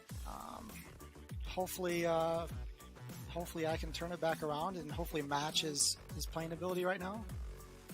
Well, we hope you can as well. We would love to see a very close contest here in the Hero Open 2021 final because it is time to see who is going to go home with 5,000 points, $5,000 and that crown as well. Jeff, you ready? I'm so ready. It's been awesome watching these 2 players today, and now we get to see the 2 best players today go head-to-head. Oh, I can't wait for this one. If I'm going to go either way from what we've seen so far, F Magnets 5-up in both of his matches he's seen. I'm not going to bet against him, but this is the final. Anything can happen. Should we get into it? Give me a prediction. Well, I think F Magnets has been the best player today. I think what we're going to see is F Magnets' best better than Golf X3 with some holes. Well, let's start this final at the Hero Open 2021. Here it is right now. Golf X3 taking on F Magnets. Here we go. Who is taking the first shot? It is F Magnets. Let's see if he can start as he has done in his last 2 matches by going quickly up over his competition. I think it's interesting. We're seeing Royal St. George's, of course, the home of the Open this year. You can see it on the tee box as the course that we'll see for this final. And we just saw Golf X3 play on St. Andrews, and we saw F Magnets play on Chambers Bay. F Magnets has only played Chambers Bay today, so a little bit of a different scene that F Magnets is going to get here. Playing, going back to his homeland, Rachel, of Great Britain. Yeah, exactly. F Magnets, of course, when I asked him the question, does that give you more confidence going 5-up there over Jay Smithers? Rachel, I had confidence all along. I was like, all right, I'm sorry, F Mags. Just asking the question. But no, obviously full of confidence there. He said it's all down to this new psychology coach he's got. And look at that heartbeat straight away on hole number 1. Beautifully done there. Really showing Golf X3 what he's made of. And Golf X3 said he's been playing like a potato. I've never heard anyone say they play golf like a potato before, because I would think potatoes are quite useless at playing golf. I would just feel a potato, it's a heavy item. It's hard to, I can't imagine smacking around a potato like a golf ball. Just back on F Magnets, because I think if he wins, we're going to have a much looser interview with him after this match. I think he's still in total F Magnets mode until he finally gets that first eTour victory. Golf X3 coming in with this heartbeat shot. I'll hold my thought on this shot from Golf X3. That is outstanding. Hole high, he'll have a good putt. F Magnets said that this Swedish guru we've been talking about told him if you just think better, then maybe you don't have to practice better. I know F Magnets said that he was told to play better, but I really think it's all about thinking and that mental aspect of WGT and not getting so robotic and so calculaic, if that's a word, with everything that you're doing. Yeah, because I think that's what we saw from Steumman 66, didn't we? He said once he made that mistake, I think it just kind of unravelled mentally. And that's where you just need to regather your thoughts and just think, oh, it doesn't matter. Don't really look at how many holes there's still left to play. Just look at it, as a game in itself and just kind of try and get back gradually. But obviously there wasn't much time when he made that mistake with like 3 holes to go. But, right, we're in very much anyone's game with this one. And F Magnets taking the first blood here with a birdie to open up proceedings. Golf X3 should easily join him in this one. We have not seen F Magnets make a legitimate mistake today. So to beat him, Golf X3, who we know, I'm not saying Golf X3 has to be perfect because this is a 5-time champion, but he has to limit those mistakes because F Mags is not going to make them. No, he's not going to make them, is he? He hasn't made them so far. I don't think he intends to do it now. Oh no, Golf X3 gave that too much gas. It lips out the side. We said you have to limit those mistakes. Missing putts like that, you hate to see it, but very similar to some of the downhill putts that we saw Jay Smithers miss as well against F Mags. Well, that's a very silly mistake to make on hole number 1. And if that is anything to go by, we are going to see F Magnets sail through this final. He's won his previous 2 matches in this Hero Open 5 up. I would hate to see him go any more than that just because it's a final and I don't want to, for anyone to have a complete runaway victory, especially over Golf X3, who's such a great competitor person on the eTour. So now F Magnets, very similar position that he started out with Jay Smithers. And you heard Jay Smithers, when we interviewed him, talk about he made some mistakes off the bat and just playing behind against F Magnets is going to be so hard. That's a bomb from Golf X3. F Magnets will adjust as the game goes along. When he sees that he's got a lead, he's 1 up. If he goes 2 up after these first few holes, you'll see him play a little bit more defensive, but he's so good that just makes you feel like you almost have a brick wall ahead of you if you're the opposition. Yeah, absolutely. So F Mags now. Let me tell you too, Rachel, if Golf X3 loses this final, that red shirt is coming back next final. He said he was unlucky, didn't he? He said it's a new season, he wanted a new look. It's testing my knowledge now to remember if he was wearing it at the first event of the year. To go back in the archives. I'm pretty sure he was. I think he was. I'm pretty sure he was. That's a great shot from F Magnets with a heartbeat just short, but that'll leave an uphill putt. This can get really interesting and exciting if Golf X3, because he's so good, he uses backspin so well, if he just starts pin seeking here. And he put the flag pin back in, it looks like, here, so maybe not going for it. But this hole, you don't want to come up, spin it back too short, or you'll spin it off. He takes the flag out again right before this shot. It's almost a repeat of Golf X3 of what we saw with F Magnets, making mistakes. He wasn't obviously at his best last time out because he said he had a little bit of an illness and was making silly mistakes. Golf X3 making silly mistakes this time. He didn't say if he had an illness, but calling himself a potato possibly means he feels flat, under the weather, potentially. I'm going to look into that a bit further. Starchy. A bit less starchy, a bit later on. Of course, well, he didn't say what kind of potato. That's true. Sweet potato? I'm just imagining a Jacket baked potato. potato? Is just what I'm imagining. Your old, full together potato. Potato or potato? No, I'm joking. No, but it's a valid point in our. I love as well. What's your chance of winning? This is F Madness when asked by our production team. He said less than 10%. Maybe that is even too optimistic. And he just said that in full of confidence. He always contradicts himself, does this guy? Very British. He loves to dumb down his chances. It is heavy reverse psychology from F Magnets.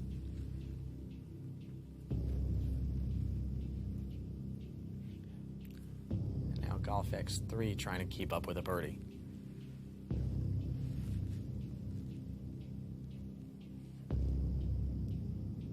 That's a great putt. After Golf X3 missed the downhill breaker on the last one, he gets this one to go. So at least clawing back a bit. Okay, so on the third now, it stays as it did after hole number 1. F Magnets with the advantage at the moment. Par 3, under 250 yards on this one. A strong tailwind, though, there. 17 to 19 miles per hour.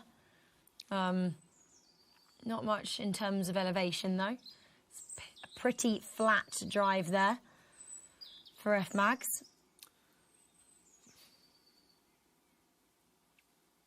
Three iron, though. Here we go. How can he make this look? No heartbeat, but it will probably be a pretty easy shot for him to open up proceedings on the third. He's going to be okay with that.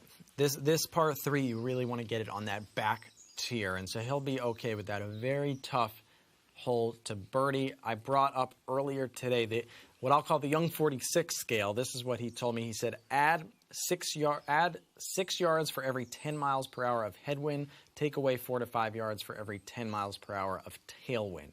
So that's what these guys are dealing with, 17 to 19 miles per hour downhill. They're also factoring in the elevation a bit. And that's a great response then from Golf X3.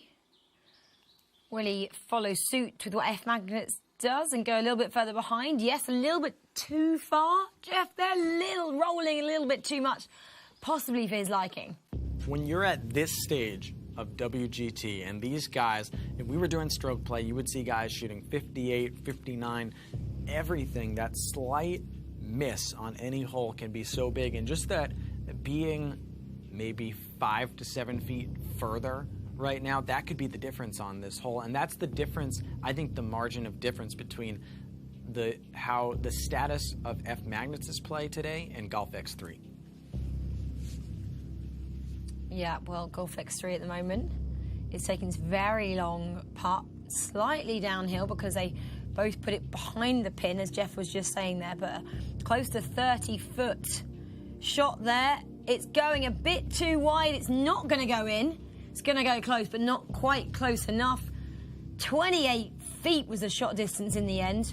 F Magnets, though, pretty much half that distance for his first attempt at this hole. Slightly easier. And that's what I'm saying. That's the difference right there. The tee shots looked similar, but just those extra few feet, and it was even more. I think it was 12-foot difference. The putts. These are the opportunities that F Magnets has been taking advantage of against everyone today. This is the reason that he's won 5 up twice. Today.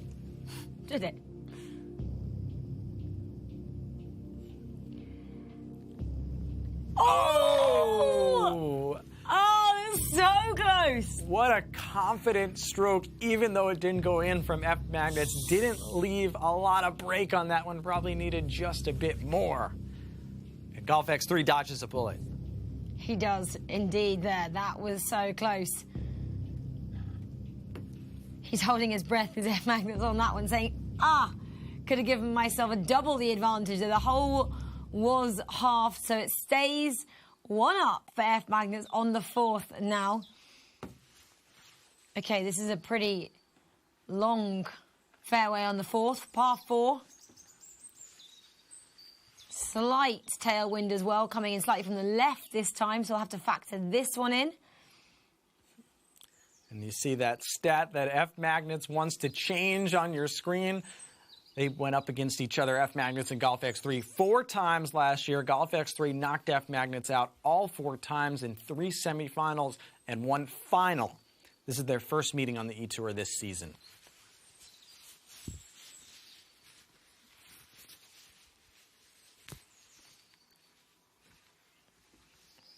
Golf X3 going second at the moment again to F Magnets, which I always think is possibly a little bit easier because you can watch what your opponent's doing and try and match his shots, because you'll want to be matching F Magnet's shots at the moment because he's playing such exceptional golf. Doing his calculations now, there's F Magnets, you can see that on the screen, just typing in a few numbers, making sure he knows exactly what to do, putting a lot of spin on this ball as he approaches the flag. Oh, has he taken the flag out? No, flag is still in, is it, at the moment? Yep, still in. Close to 200 yards. 5 foot uphill. Not quite going all the way on that power bar. That was 190 with a 5 iron, it would have been. How many times have we seen that excellent stroke from F Magnets? Even though this doesn't end up exactly where he wanted, he hit the shot that he wanted.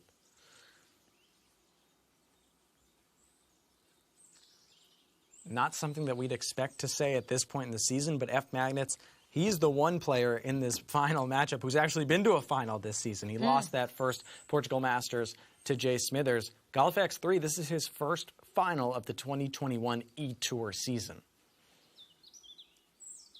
That won't faze him though, will it, at all? He's been a finalist and a winner many times before. But never possibly as the underdog. Always very much the person expected to win.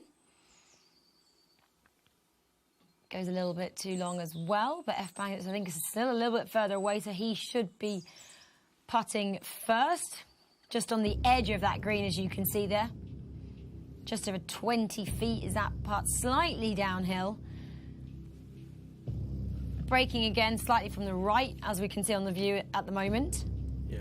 Quite fast, so it goes a bit slower, doesn't it? So it's slightly more uphill at the moment. So how will he approach this one? Because it does break at different points, doesn't it, Jeff? Yeah, he looks like he's going to play this out right to left. I'm interested to see if he tries to see the other view. These putts on the fringe in WGT can become very tricky. I don't think it's that far into the fringe, but you have to worry a little bit about the speed coming through there. Ooh, making mistakes now. I know that was a difficult shot, but making mistakes when it matters.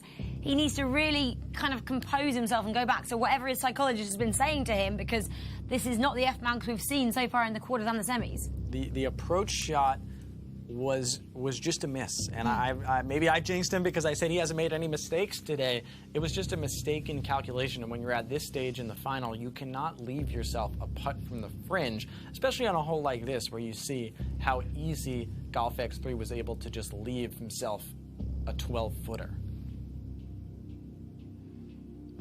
Golf X3 capitalises on that mistake with the birdie, wins the hole. It's now all squared going into the next hole. We're on the 5th now, of course, at Royal St George's in this final, the Hero Open. This 5th hole, such an interesting tee shot as we see. It looks like Golf X3 trying to figure out if he can actually go. He thought about going at the pin, it looks like. He thought about taking that at, as you see on the right side of your screen, the layout of the hole. He thought about trying to go for that fairway closer to the green, but now realizes he actually has to lay up at the short part of it. Yeah, Golf X3 now going first, of course. F Magnets can sit back and possibly watch, not that he'll want to. I don't think he's ever been all squared so far in this tournament with 5 holes, well, being played now. He's always kind of gone up really early on, which we just saw, but it's gone back to level playing field now on the 5th.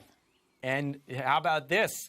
F Magnets looks like he's going to take the chance and go for that further part of the fairway. This is the decision that you're forced to make on the 5th hole at Royal St. George's. He hit everything he could on that. It's just a matter of will it get there? It gets a bounce off the ridge of that mountain. I think he's all right down there. That was a risk which possibly paid off for him there. You can see on the right side there, the blue is Golf X3. The red is F Magnets. F Magnets almost up on the green.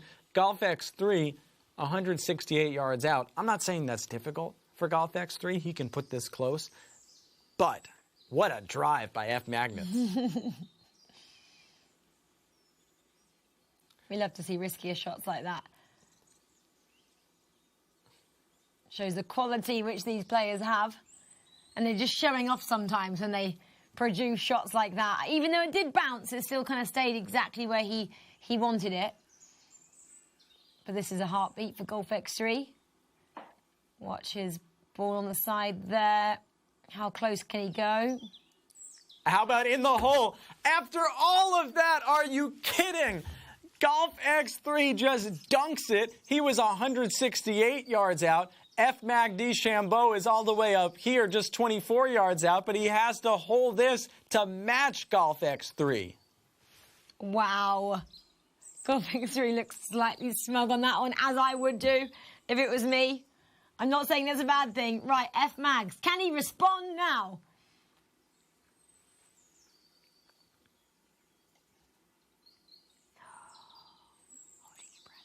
No, it's not a heartbeat. It's not going to go in. It's not a heartbeat. Oh, it went so close. It's not bad, but so difficult. And Golf X3 absolutely steals that hole. F Magnets did everything right, but Golf X3 goes one up. Wow, so it shows 168 yards out for Golf X3 wasn't a problem. You said you didn't think it would be. It wasn't at all. I was 168 yards out for me in real life. I'm thinking can I hit the green from here in real life? But Golf X3 makes the game look so small, makes those 168-yard shots look like 100-yard shots. And F Magnus has to somehow, mentally, we know he's changed his mental game, adjust to that because he did nothing wrong there. Nothing wrong. Which shot was better? Steumman 66, which I said was shot of the day, or Golf X3 right there? This is not to mess with what you said before, Rachel, but that was the better shot. In the final. They were both great though, right? They were both outstanding. Golf 3X, wow. I don't know, the F Magnus drive was pretty good too. Yeah, but didn't go in the hole, hole, didn't go in the hole.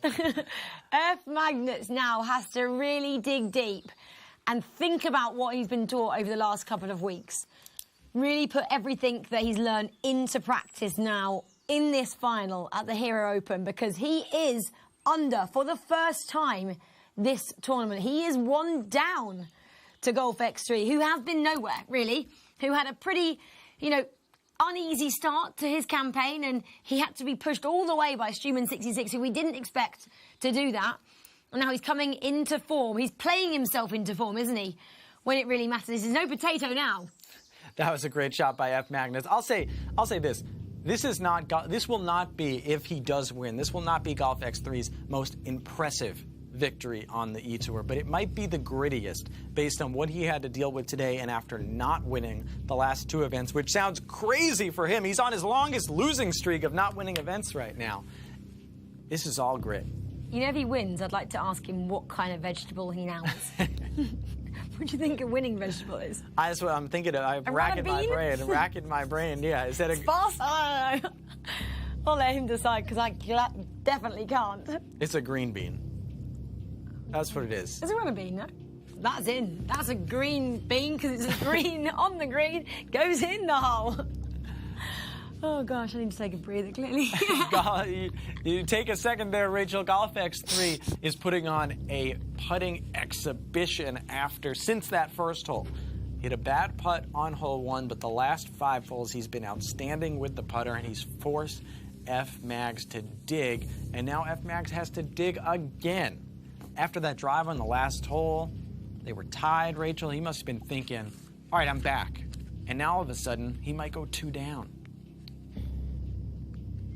But 2 down, if you're working on your mental strength, shouldn't be a problem. That's exactly the kind of situations you are preparing yourself for. He's 2 down. He just didn't quite get Wow. that one to break enough. We saw it from the back angle. And yeah, that challenge, that mental challenge you were preparing for, F Magnets. You won your first 2 matches, 5 up. Now you got to execute because you're 2 down and you got to dig. He said, didn't he, F Magnets, he with confidence. That confidence must be wavering slightly at this point. He also said his odds of winning were at less than 10%. So basically, we can't believe what he says at this stage of the competition. When we win, we'll believe what he says. But yeah, I mean, tricky one. By the way, this classic UK outfit with the beanie. Yeah, I love a beanie. What is it, like 55 degrees in England today, Rachel? I don't know what that is, but it's cold. Oh, you're right. You know, that's I left today when it was sunny. I left very early today. I don't know what degrees it was. Well, I'm dealing with Celsius in my hotel room right now, and that's a challenge all in itself. 2 good drives there. 235 in for Golf X3. I was also being sarcastic. 55 is pretty cold. I have no idea. Okay, so Golf X3 said he hadn't done much preparation coming into this event either. But again, he doesn't ever do that much, as we saw in his kind of statistics going into this event. He plays about 1 hour a day, but he said he would actually up his game or amount of time he plays the game heading into the competition. And he likes just to have a bit of fun. He said when he hasn't qualified for the last event, he kind of coming out here and just trying to have a bit of fun in his chances compared to F Mags. He said of winning maybe 25%. So he's backing himself slightly more. It was Jay Smithers that was the most confident, I think, and from all the competitors and from us was all the confidence. But F Mags and Golf X3, they might not have thought they were at their best form, but here they are out here. And we're seeing that in our production. I believe that's Golf X3 saying that he would buy a car if he wins. That's big. He's never been that bold before, saying he's going to buy something materialistic like that. Usually he's saving it all. He's ending college soon. He's thinking about the outside world. He's thinking about what he's going to roll up in. Oh, I love that. I wonder what kind of car he's going to buy. F Mags with the heartbeat, though. Right now on the 7th, he needs this to get himself back in this competition. How close is this going to go? It's rolling. It's still moving. Another beautiful shot from F Magnets. He'll have that for eagle. This is Golf X3 from all the way back, and it looks like he's going to chip this. This is where, or now he's going back and forth. This is where a little game theory and a little bit of everything going on. You're just trying to make this right now, because in all likelihood, you're assuming that F Magnets is going to make that short putt for eagle. Yeah, you've got to go for it, haven't you? Put everything on the line. Look at how far away that is, though. That is tricky. These guys are pros. Could you make that, though? You said you couldn't make 168. You're like, am I going to get on the green? Could you make that 51-foot putt? Yeah. Oh, no. Very, very wide there. So F Magnets, he makes this one very much back in the game. That's right. You know, he can cut that deficit by 1 right here. And this is where F Magnets, the way that he's been playing today, is just going to keep himself around the hole and everything. I don't expect him to unravel at any point here. Obviously, it's a difficult opponent in Golf X3, but he's been so great with those irons. That mistake that he had on, I believe it was 4, was just uncharacteristic. That shot that he was long on. This is 40 feet closer to the pin than we just saw from Golf X3 there. And he makes it look easy. Eagle and a heartbeat. Winning the hole, takes it down to 1 down now instead of 2. That's where I want to be. So he wasn't flustered there, was he? He should feel good. He's played the last few holes so well. He just had to deal with that crazy eagle, and now he's got to right the ship, figure out if it wasn't for Golf X3 holing out from 168 yards, this should be a tied match. Here we go, F Mags then. He is the one on your screens at the moment, trying to capitalise on that great shot we just saw on that great hole 7 from him.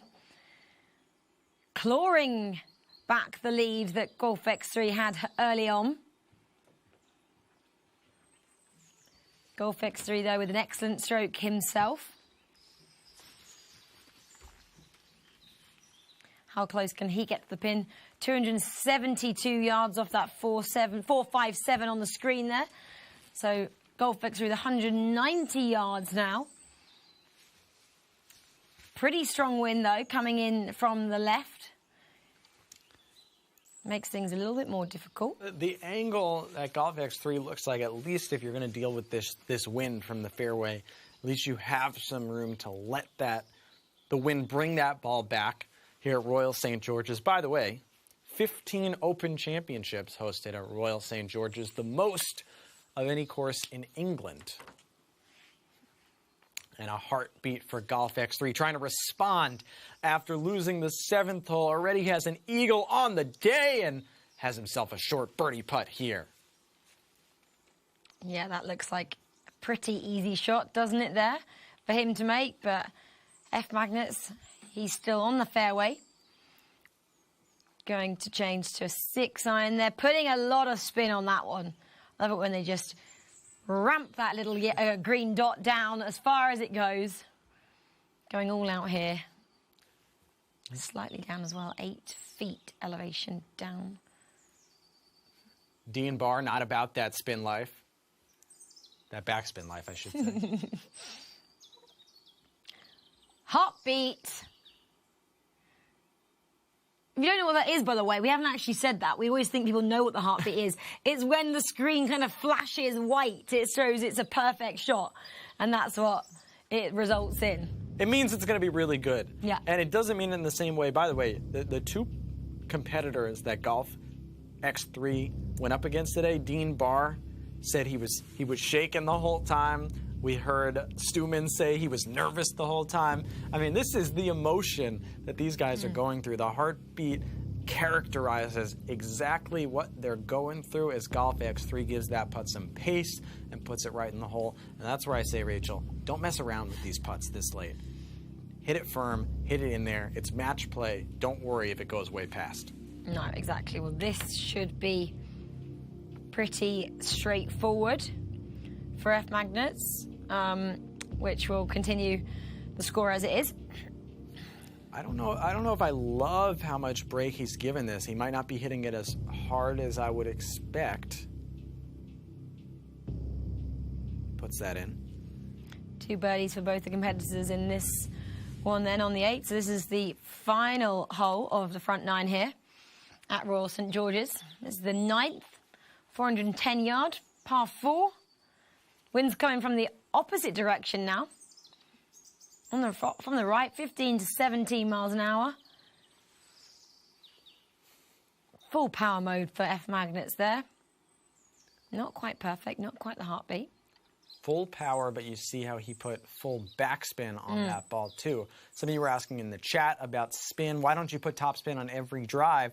And the answer is because you lose control. What F. Magnets is able to do by putting backspin on his driver, he's hitting a higher ball flight that's not going to move as much. He can control exactly where it lands. He knows that's probably where the ball is going to end up.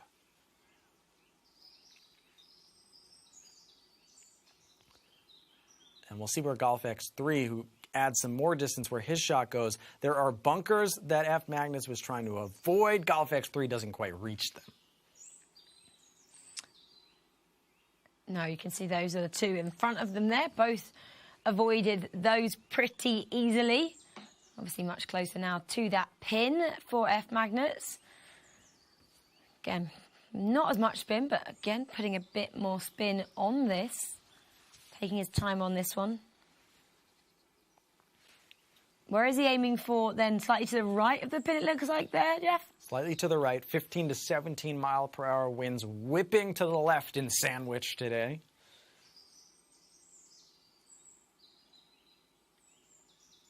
And he's also going to try to use that ridge there. So just so smart the way that these players play it, because you see, if that was a little bit more right, that's rolling off to the side there. I'm sure, Jeff, people at home will be watching and going, I'm quite good at WGT. That's right. How can I get involved? Well, the answer is on your screen right now, actually. If you just follow us on all of our social channels, that's eTour. We kind of put a lot of updates on how to qualify. And if you want to go and follow us or go and check out WGT.com as well, it'll have all the information on how to qualify for the next couple of events. There's still 2 more on the calendar before the 6th event, which of course is those global finals. So you actually have to qualify for an event to be in with a shot at making it to the finals. But there's still a chance, because you could come here and you could win 2 and get yourself 10,000 points, and we'll see you in Dubai, hopefully in person. If I've learned anything about the esports community, Rachel, it's that everyone thinks they can beat everyone when they're watching. Everyone out there is the best player in WGT in our chat right now. Well, show us. Try to make these events. F Magnet's trying to prove he can be the best at an event for the first time. His 7th appearance now on the eTour. He's made the semifinal, at least the semifinal in every event, but could this be his first win? Not if he makes tiny mistakes like that. He's cursing that mistake. He's absolutely going to replay that one over and over again. Golf X3, though, for his birdie. It's a much easier putt from Golf X3. You see flat, not a lot of break. He's going to put that left edge with some pace and put it right down the center. Okay, well, a 2-up advantage going in to the back 9. F Magnet's now doing some kind of self-coaching. He's talking to himself, which I'm sure he will have been practicing from his psychologist, saying, you know, if you are down, don't worry, just, you know, give yourself a bit of a pep talk and you can pull it back. But 2 now, when it's Golf X3, that's difficult. It's very difficult. We're through the turn now. We're on hole 10. Maybe some meditation we're going to see from F Magnets as he hits the halfway house. And now is on to hole 10 off the tee. You see that he's lost 4 semifinals and 2 finals in his eTour career. All 4 losses last year came against Golf X3. Heartbreaking. He thinks this is his time. He said he's full of confidence. He needs to show that now, as we are running out of time a little bit in this final.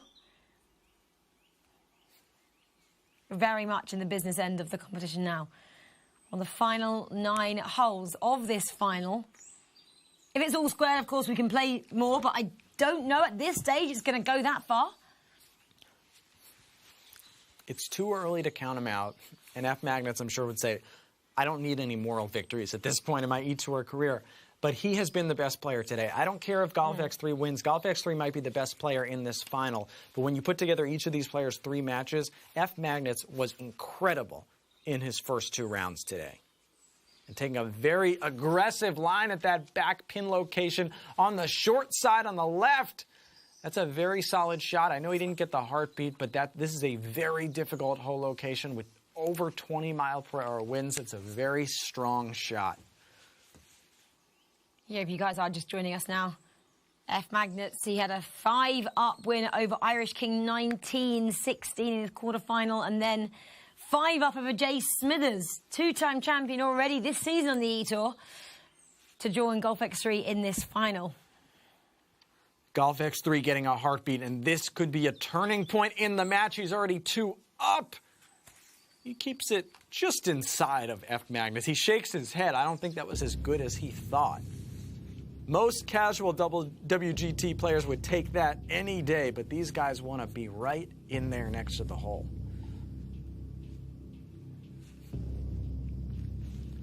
Now this a critical moment, Rachel, for F Magnets in this match, because Golf X3 is in there much closer. F Magnets is further away. He's 2 down. This just such a crucial putt to continue to stay in this match. Breaking quite a lot though, can't you? You can see that from the right, and the wind is really strong. It doesn't maybe affect it as much when you're putting, but yeah, 20 to 22 miles per hour. I think that's the strongest wind we've seen so far all tournament. You can see that yellow open flag really blowing in the wind here. But what can F Magnets expired? Okay, that's clever. That's good. I think it's his first one we've seen so far in this final. 4 remaining, of course. You have 5 each match you play. They reset at the beginning of each match. Golf X3, though, he's also kind of obviously thinking, bit head in hands. F Magnets, though, wasn't quite happy, clearly, with the calculations he made for his first attempt at this. Taking more time. He's going to go for it now. Clever move. Nicely done. That is a response to a challenge by F Magnets, and that's the type of swing putt that now, this is not a given by Golf X3. We've seen both of these competitors miss similar putts of similar distance. He does have it going uphill, but a little bit of a double break here for Golf X3. If he was still playing like a potato, I'd be worried, but he's very much not now playing like a potato. Well, he's definitely playing looser than a potato. Mm-hmm. That's what I'll say. He's definitely, I think of a potato as just being compact, and he's been going for it a little bit more this match. Yep. Stays as it is because the hole was halved, so Golf X3 is still 2 up. We now have 8 holes left to play. Enough time, but we are on this back 9. It's tough. This is tough. We didn't expect this. Not when Golf X3 semi-final was so, I guess, up and down. Like, Steumman 66 was in the lead up until 16th, 17th, I think it was. And then Golf X3 played himself into that match there and took the win right at the sudden death moment. I'm sure F Mags will send Steumman a message after and say, you couldn't have finished him off in the semi-final, Golf X3. Ooh, heartbeat here for Golf X3. Very much now in form. Playing some of his best golf with moments like that. That is an awesome shot. 241 yards, if my eyes are correct right now. Downhill, par 3. Wind, that headwind does help. You are hitting into the wind, which helps in terms of that approach. Although a critical decision here for F Mags. He's going to stick with the 3-wood.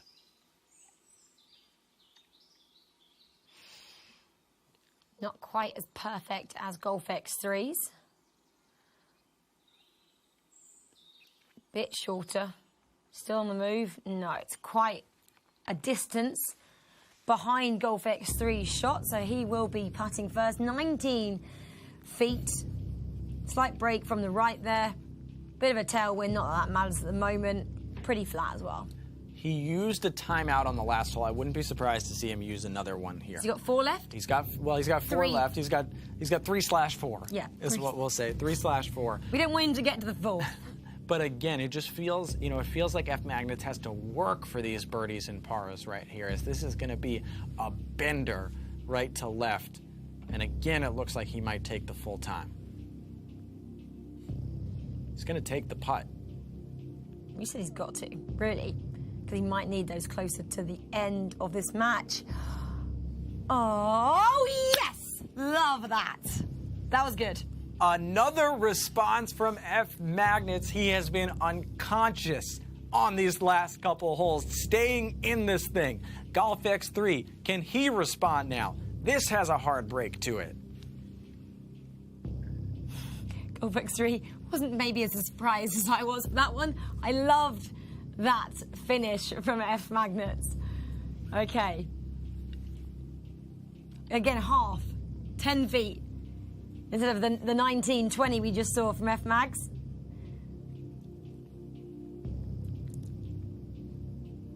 Whoa! Game on! Love that. Game on. That's awesome. You're exactly right, Rachel. And I'm just sitting here thinking, Golf X3, this guy's so good. You could tell he just missed with those clicks there. He was just a split second off, and we've got ourselves a match. How about it? 1 down. Don't think I really expected that, clearly. That's my reaction. I thought Golf X3 was about to run away with it there. I love that F Magnets is back now. Back in business, and that I'm going to say was the telling point. That's going to have given him so much confidence. Well, look, F. Magnus had 2 incredibly difficult putts for birdie on 10 and 11. He makes them both. Use the timeout on 10, use the full time on 11, and he gets a break that Golf X3, who was inside of him on both those holes, misses the second one. And both competitors just launching drives into that valley down there. So they'll both have short shots with wind in. This is the most subdued hole maybe we've seen. You're talking about 91-yard shots and only 12 to 14 miles per hour of wind. Yeah, that's obviously headwind though, of course. Can we see a heartbeat? Yes, we can, is the answer to that question. Oh, that's nice. Makes it a little bit easier. Takes the pressure off a little bit. Very simple shot, but now Golf X3 has to execute on that simplicity here.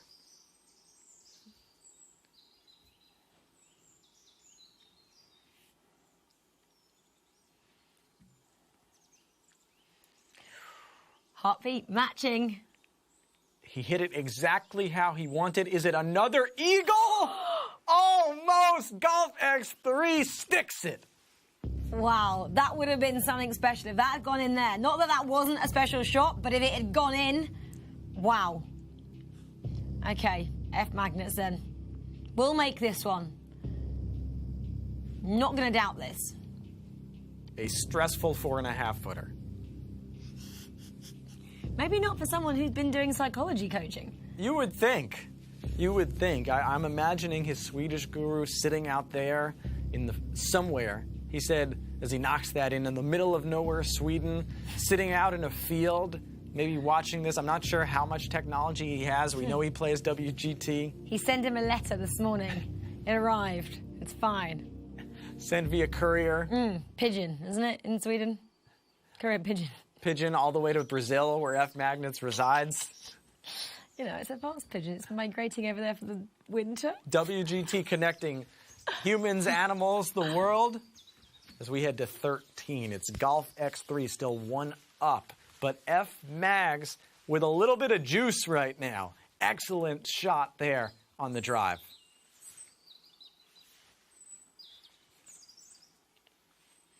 Sitting back and waiting to see what Golf X3 can do to respond to this.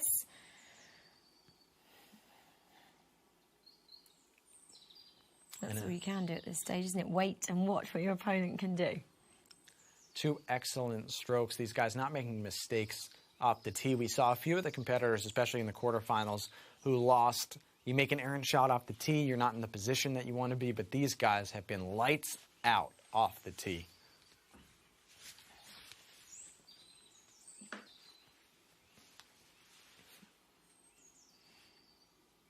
Putting a lot of spin on this.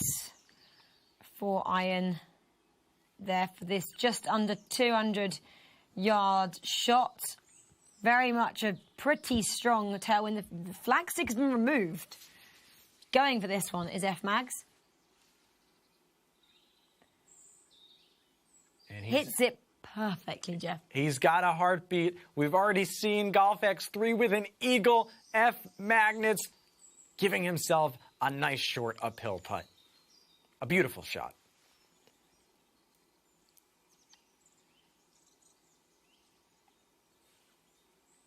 I'm expecting Golf X3 to do very similar. Removing the flag stick to powering all the way up there. Also with a 4-iron. Excellent stroke. Heartbeat moment. How close is it going to go? As close as you like. I like that. Wow, we almost need to see that again. It looks like Golf X3 just landed that over the hole. We saw him dunk an eagle earlier. Slightly downhill then from F. Magnus. Looks like Golf X3's distance is a little bit closer than F. Mags, but very similar, I'm sure. Kind of about 5 or 6 feet. Each of these have to putt now.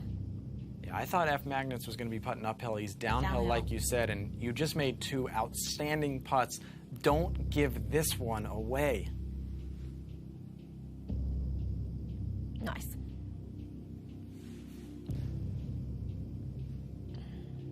Max keeping pace. And now it's Golf X3. Royal St. George's, the greens, been very moderate in the middle when you think about the other two courses that we've seen today. St. Andrews didn't have a lot of break to it. Chambers Bay had all the break in the world to those putts.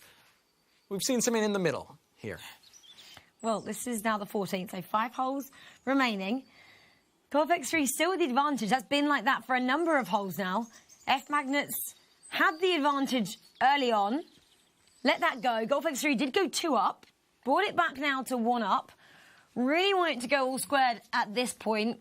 F Magnets, the last couple of holes, has been playing slightly better, would you say, than Golf X3, or very much even at this moment in time? Well, I had my head up for a second there because F Mags almost took it all the way to the water here on the par 5 14th. We'll see how Golf X3 does. I think that Golf X3 has played overall better. He's 1 up, but I also think he's played better this overall match. But F Magnets, to me, those saves on 10 and 11, including the win on 11, that's the type of thing that turns everything around. And that's right now, you just have to be the best player the rest of this match. That's what F Mags needs to be thinking. Both of them let us hold our breath a little bit as they take it all the way to the end on the par 5. And I will say this, F Magnets had a great second shot on the par 5 on the front, almost had an albatross and ended up with an eagle. So I give the advantage here to F Mags, who has shown he's been better with those 3 woods, 5 woods, those hybrids, those long shots as approach shots. Golf X3 then going over this little bit of water here, which they both nearly found themselves in. As the graphic just said, the youngest player in this tournament is always the youngest player in all the tournaments. 22 years of age at the moment. Still doing a lot of studying as well.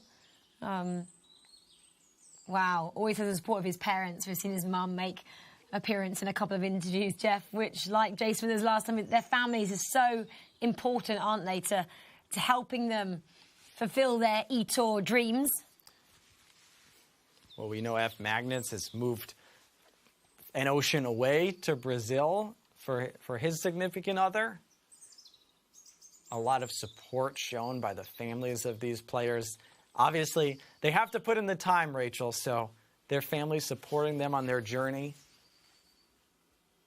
And it pays off if they get the success, of course, because they can treat their family with the prize money, but Golf X3 maybe not. He's buying a car, keeping all the money to himself there. He's only 22. He's only 22. We'll cut him some slack. A rare miscue, by the way, there by F Magnets. We haven't seen a lot of, even on par 5s, third shots with a wedge in hand. He looks like he's going with a flop shot. If Steumman's watching, I said Steumman might have been able to extend that match against Golf X3 had he used the flop on 17 on the road hole at St. Andrews. I like the flop in this game, Rachel, because you know you're not going to get much run out. You can just land it right next to the hole and leave it there. Well, that's what F Magnets is going to do. Let's see how it works for him. A little bit too long, but that's... A little bit too long. You see how there seemed to be a ridge past the hole. He should be okay to make that, but that gives a little bit of an opportunity here to Golf X3, who can strategize, right? He can try to go for this and win the hole, or he can try to keep it close and think, maybe I can get away with a victory two-putting, a win on this hole just with a two-putt. I mean, that's a lot of break right now going right to left. That is a lot of break, and on a different day, I'd say that's not a problem for Golf X3. Today, possibly more problematic than it should be for him. Let's see how he deals with it with ease. He does, and I thought he missed a little bit there on the accuracy, but he gets the eagle. He goes 2 up. Electric, even if the players may not be showing it as much. Wow. 4 holes now left to play, with Golf X3 2 up over F Magnets. Coming into this, I'd have said it would completely be the other way around, but it's not. Golf X3 on the tee box first, driving that trying to get as close to the 493 yards where the pin is as possible. A wind coming in for the right-hand side. On the fairway, nicely does it. Yeah, he played the wind perfectly. That bunker could cause some problems on the left side if you don't hit this at the exact time, but he does an awesome job with that. F. Magnets, again, going backspin on the driver. Why does he do that? Even if he hits a poor shot here toward the bunker, he'll probably stop just short of it. And coming into this as well, F. Magnets, he was ranked 5th coming into this, and Golf X3 is, as we've already mentioned, 6th. So it doesn't really matter where you qualify, especially at this stage, you know, 5th and 6th. On paper, if no one had ever watched the eTour before, they'd say, oh, no, Jay Smithers number 1 and Steumman 66, number 2, they're going to go to the final, but not to be here. You just got to get in. You just got to get into these 8-player fields, and so many players who we see show up, they're just thinking, I just have to get into that 8-player field for the grand finals. And that's why a big shout out to Steumman, who earns those 2,000 points by making the semifinals. He's now in just one event. He's in to the field of that top 8. Who's going to run away with maximum points? That's still the question we are asking at the moment. And if it stays like this, that is going to be Golf X3 adding to his tally. F. Magnet needs all the points he can get, but would go away with the minimum 3,000 if it stays as it is on the 15th at the moment. Just an uncharacteristically poor shot again by F. Magnets, who has found the struggle bus here late. Right when I said, Rachel, that I thought he might be playing the best right now, even if Golf X3 had had the better match so far. He's lost his step a bit. You cannot be missing irons short of the green like F. Magnets just did. And now Golf X3 with a heartbeat on 15, trying to end this thing, puts it in close. He's doing a me having a coughing fit. See? Happens to the best of us, doesn't it, Jeff? He might have to, if we have an interview coming up, he might have to figure out, maybe put in a cough drop or something for the interview. Now another pressure chip for F. Magnets. It's like people say that yawning is contagious, right? When someone yawns and you see them yawn. He was watching your coughing, Rachel. I know. Yawning is contagious. Please don't start, because it'll definitely set me off. Okay, right. F. Mags here, just trying to flop it up onto that green, getting as close to that hole. Goes a bit too long as well. Yeah, I talked up the flop shot, but F. Magnus has struggled with it a bit. Part of it is because he's trying these very difficult flop shots, which is the right shot where he's coming from a downhill location, so that ball rolls past the pin. Golf X3 can win the hole with this putt, and again, same situation we just saw. Even if he 2 putts, it's going to be a difficult response coming from F. Magnets.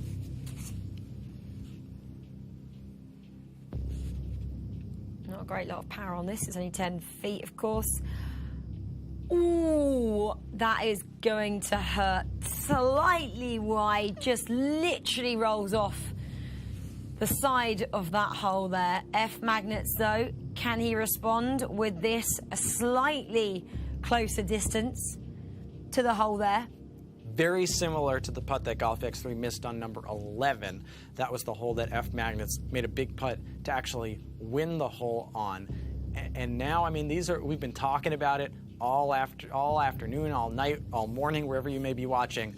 This is when F. Magnets needs to respond, and he does, to keep pace here in this match. Golf X3 is going to make this one, of course.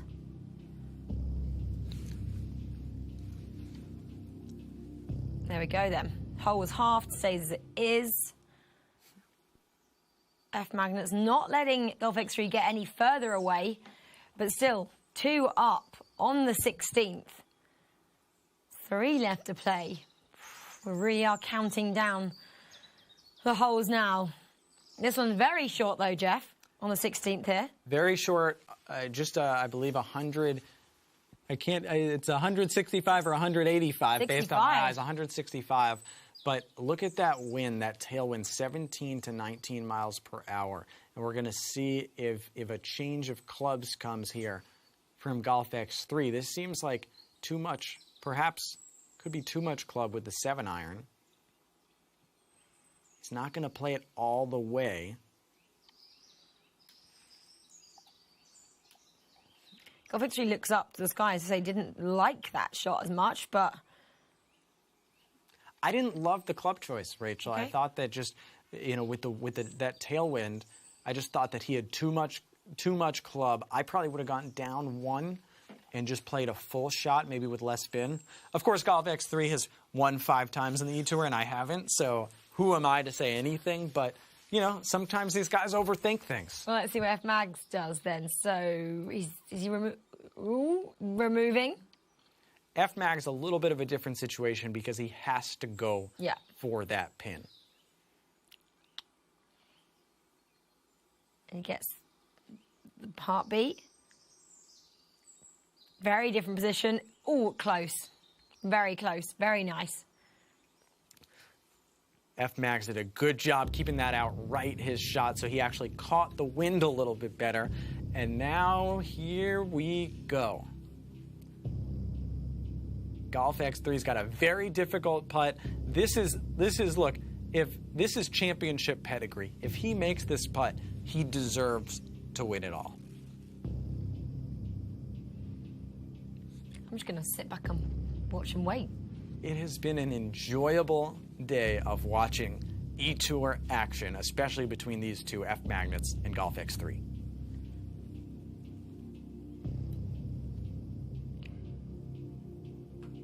It's going in.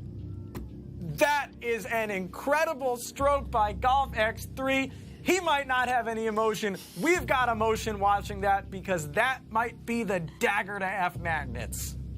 You said he makes that, he deserves to win. That is a championship back-breaking putt where your fellow competitor is way inside you, has basically a tap-in to make it just a 1-hole difference, and now it stays at 2 holes, and now it goes dormy. I love that there's no emotion on Golf X3 when you execute perfectly a shot like that.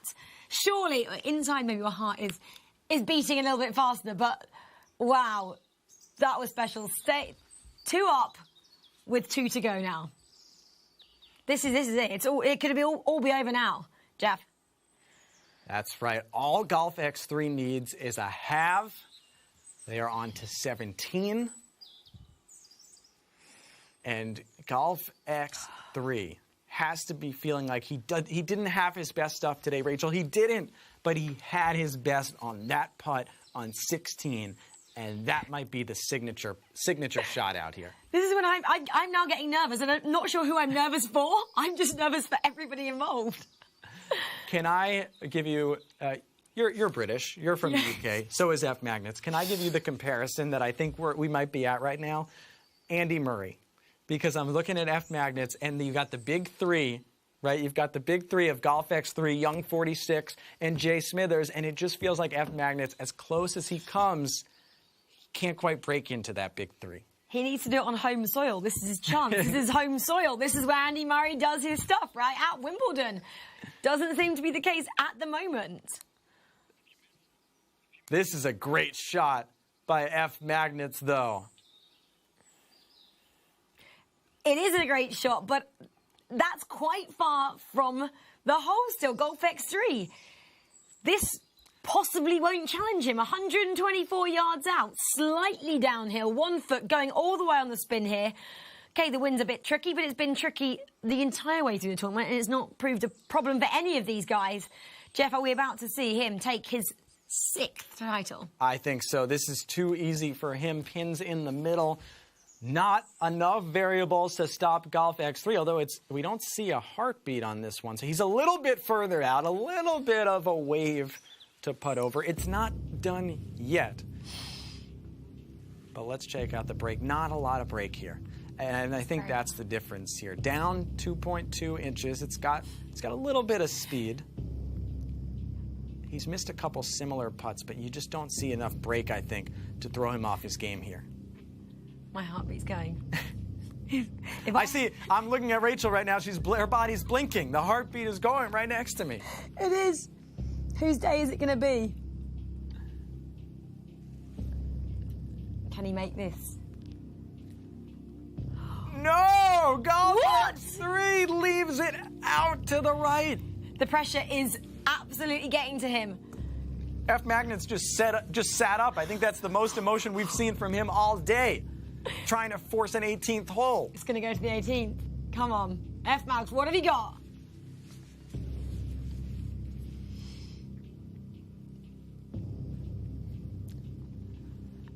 It's taking his time. This also difficult downhill 1.9. If I'm F. Magnets, just give this speed. You do not want to let this slip off. Give yourself a chance.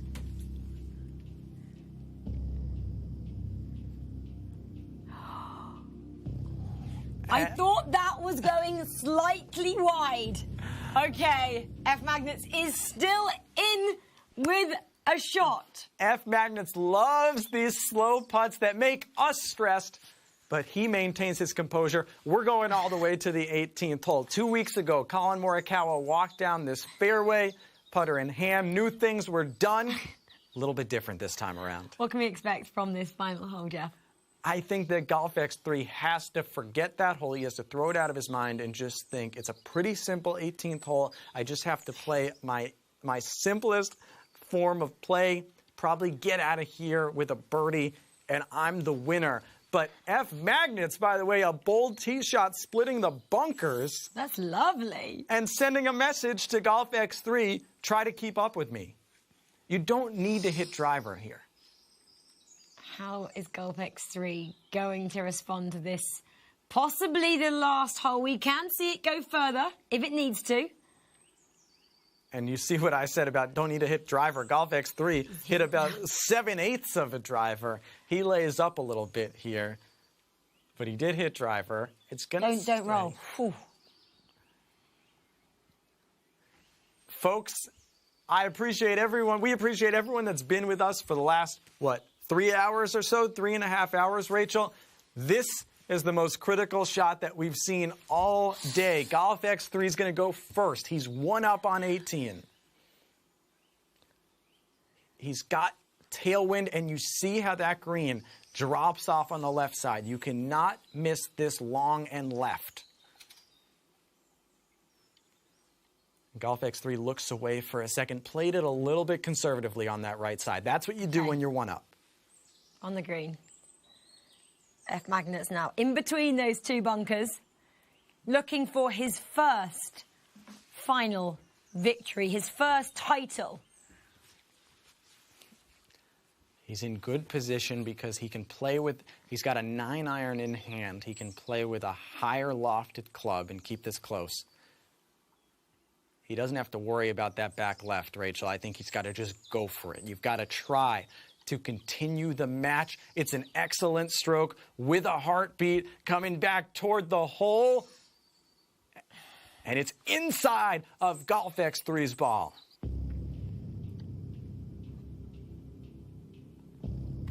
Golf X3 though now. He's up first. If he holds this, he is a 6 times European eTour champion. Can he do it, Jeff? A little bit of a zigzagger, it looks like. We see the break changes, but I think it changes past the hole. So this is mostly going to just move right to left. It's downhill 1.5 inches. Very difficult putt.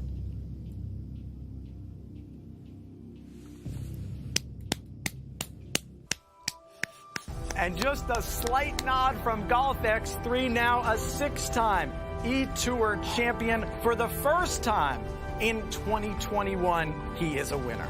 No potato there. No potato indeed. He is a champion in black.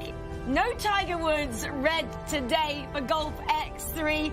Golf X3, what vegetable are you now calling yourself? It's a question I want you to answer for me first. I don't know much about fruits. Let's go with it. I'm lost for words right now. I'm blanking right now. That last putt had me so psyched up. Come vegetable. Vegetable. Oh my God, I'm blanking. You're putting me on the spot. I'm not good with this stuff. He's not good with vegetables. Okay, we're gonna go. You're a tomato. Is red. It would be Tiger Woods red the tomato. Tomato. I was gonna say that. Peyton, sum up this moment. You've been the underdog so far in this tournament. We didn't really expect you to get that victory because F Magnets have been playing so awesome. How does that feel? Feels great. Oh my gosh, these last few holes, I thought I was throwing it. Made so many, like 2 putts down the stretch that were massive.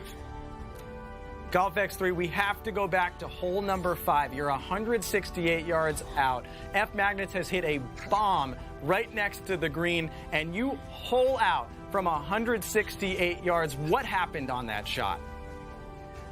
Man, I was wondering if he was going to go for that drive. That's what I was thinking about at first. Didn't have the balls to do it, but yeah, my second shot in, I knew I had to put it close. I usually don't like that hole, but yeah, I think that's the first hole out I've ever had in an eTour event. Happens to be in the finals. Let's go. Golf X3, this is your first victory as well from the 2021 season. Is this maybe the sweetest victory so far? You were so used to winning, weren't you, last season? But this one is your first of this season.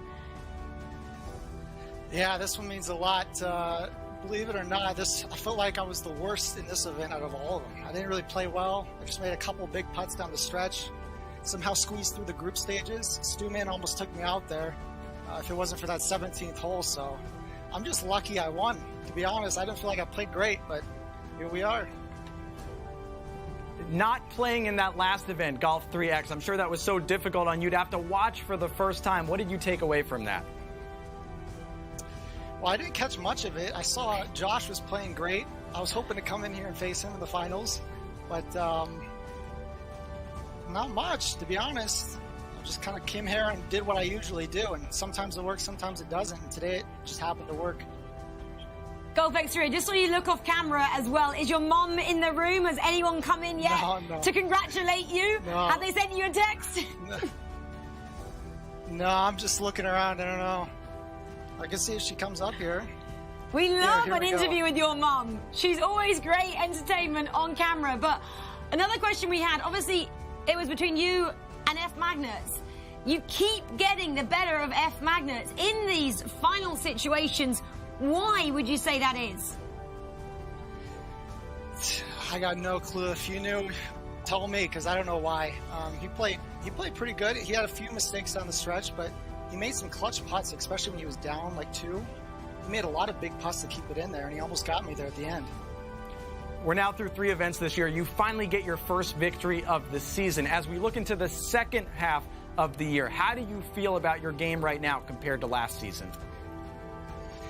To be honest, I don't feel that good right now. I'm going to have to practice a lot more because everyone's always getting better. You got so many good players coming out now, so many new faces who are always qualifying.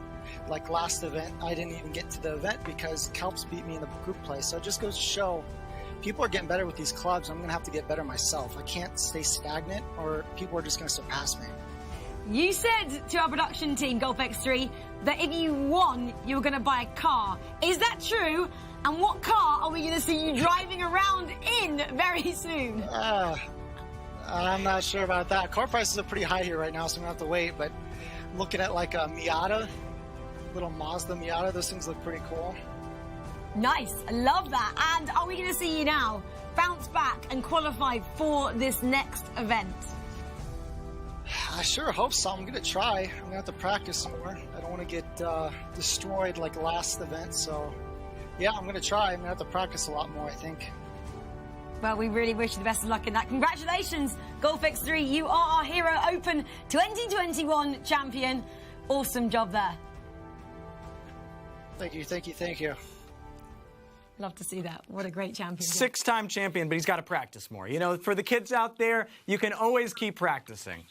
You can always keep practicing. Disappointing we didn't get to see his mum, and disappointment also for F Magnets, of course, going so close and having such a brilliant tournament himself. 5 up in the quarters and in the semi-finals. Couldn't quite get it over the line in that final there against Golf X3. F Mags, we're going to come to you now and have a quick word on how you're feeling after that defeat in the final, because we were saying how much confidence you had in the quarters and the semi-finals. What happened in the final? Didn't play quite as well in the final, but that's because it's Royal St George's. If you put the ball in just slightly awkward places, then the putts become very difficult. But even so,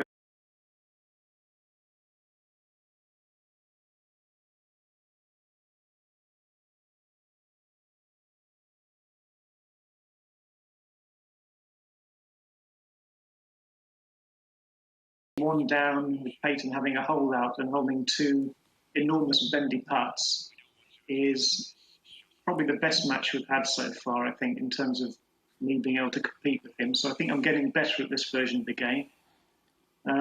So just keep going. I think I'm on the right track now. F. Magnets on number 5. Looked like I was dominating at the start of the game, and suddenly I'm one down from nowhere. Well, that was two down by then, wasn't it? But yeah, those things happen, and I didn't get my head down. I kept plugging away. I think missing the putt on 9 was a bad one, because that put me back to 2 down. Whereas, you know, one down going into the final 9, that's not so bad position to be in. But yeah, that was a bit of a shocker on number 5. F. Mags, you were so close though. F. Mags, you were so close on this one. We thought you had it in the bag. We really thought you were going to be our champion here today. What do you think it's going to take from you to finally get over the line? Because you've been so close so many times. I don't think it'll take anything different, actually. If I just keep playing this way, it'll happen eventually. At some point, you know, if I do meet someone again in the final, they're not going to have a hole out or 2 huge bendy putts. So, you know, I'd be winning 2 up then. It's just luck of the draw on the day and in the match. It'll happen though. Seven events, 4 semifinals, 3 finals you've made. You've now lost to Golf X3 5 times. He's knocked you out. Do you look at these stats? Do they mean anything for you, or is it just instant amnesia for that next event? Well, the only one of these events that we played in my version of the game, I won it. So it's taken me quite a long time to start getting used to this version of the game. It's really only the last 3 or 4 weeks I've started to feel even remotely competent at it. And you can see the results in this event. I've played much better the first 2 matches, and that's the closest I've come to beating Peyton so far. So, yeah, I think none of the other results so far mattered really, because it's not been the version of the game that I prefer. But you know, now I'm getting used to this. I think we'll see a slightly different F Magnets coming forward. F Magnets, thank you so much for being a great competitor as always and pushing Golf X3 all the way. I'm sure we'll see you in our next event. Yeah, until then, we'll see you soon. Thanks very much, and well done to Peyton. Yeah. What a tournament, Jeff. I really feel for F Magnets there. He was such a great competitor. Couldn't quite match the standard that Golf X3 showed us in that final. This is the bracket one last time from the Hero Open 2021. Golf X3 there, winning that grand final, 1 up in the end. Finest of margins. Well, you heard him say, Rachel, that he felt this was the worst of the ones that he's won. Of his 6 titles, he felt he played the worst. He almost got knocked out by Steumman in the 2nd round. He was scraping, clawing his way against F Magnets. I think that shot on 5, that eagle was just so incredible. And how about F Magnets? As much as it's been a struggle, as close as he's come, he's powering ahead to the next one. Well, he changed from a potato to tomato, didn't he? We can see one of his great shots. He had so many, of course. But let's have a quick look right now. On that 5th, like we said, this was one of the moments of the tournament, Jeff. 168 yards out, 6-iron in hand.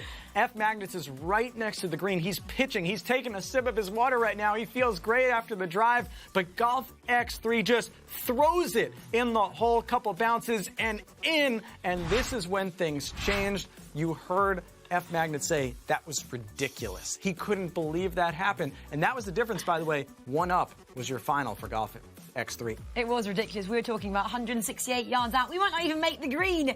Golf X3 there absolutely holds it. He makes it look absolutely easy. But let's see what that 5,000 points will do now to the leaderboard for Golf X3. Where will it place him in the race for the global finals in Dubai? Golf X3 now sitting third in the table on 7,000 points. Jay Smithers, though, with 12,000 points next to his name after getting 2,000 more today by reaching those semi-finals, getting knocked out to F. Mags, of course, who's now second on 8,000 points. Young 46, who didn't join us today, 5,000 points, still in with a massive chance at making it through to those finals. Steumman, 66, Jeff, as well, on 2,000. Yeah, those top four there, those are the big four. Those are the guys who should be the top four. But after that, especially look at 7 through 12. Those are all players who've just qualified and lost in the first round. So if you're out there thinking, can I still get in? Can I still make the grand finals? You got to show up, you got to qualify, and it's still an open field for those last 2 spots especially. Really the last 4 spots. Absolutely. As well, Golf X3, he leaves today 5,000 points better off, $5,000 richer, and of course the champion of the Hero Open 2021. Jeff, this is the first event that we have joined forces on. I'm guessing there was so many highlights from you. Mine, I'm still going to say, was Steumman 66, his amazing shot there. What was your highlight? I just keep going back to this shot because Golf X3, I mean, he said it. He said he doesn't think he's holed out in an eTour event. He did it in a final, but this one, Rachel, this is what you love. This is my favorite here. Steumman 66, his eagle. He's been playing the best tournament of his career, right? 2 eagles, as he mentioned. This was in the first one. We weren't watching this live. This was against Hugh, and yeah, spin it back. That was so lovely. I don't think Hugh realised what Steumman 66 could do. That was proof in the pudding there, and this is his second one against Golf X3, which I'm talking about is one of the best moments. Look at this. Woo! Nicely does it. That was awesome. And that put him 2 up through 6. Steumman's going to be kicking himself. He played that front 9 so well. At least you gave us 2 great moments, Steumman. And I think he will bounce back from that. He's now got a taste of what it feels like to push one of the best on the WGT so far in the form of Golf X3. We've absolutely loved it. Guys, we hope you've loved it at home as well. We know you have because you've been in the chat the entire time. But if you think you have what it takes to make one of these finals, then go on to our social media channels at eTour, and we have all the information for you there. But that is all we have time for from this Hero Open 2021 event. Jeff, thank you so much for being alongside me. Thank you. I've been Rachel Stringer. We have so many more great events to bring you, so stay tuned because we'll have one in just a few short weeks' time. But until then, we hope you have a lovely evening, day, wherever you are joining us from. We'll see you soon. Goodbye.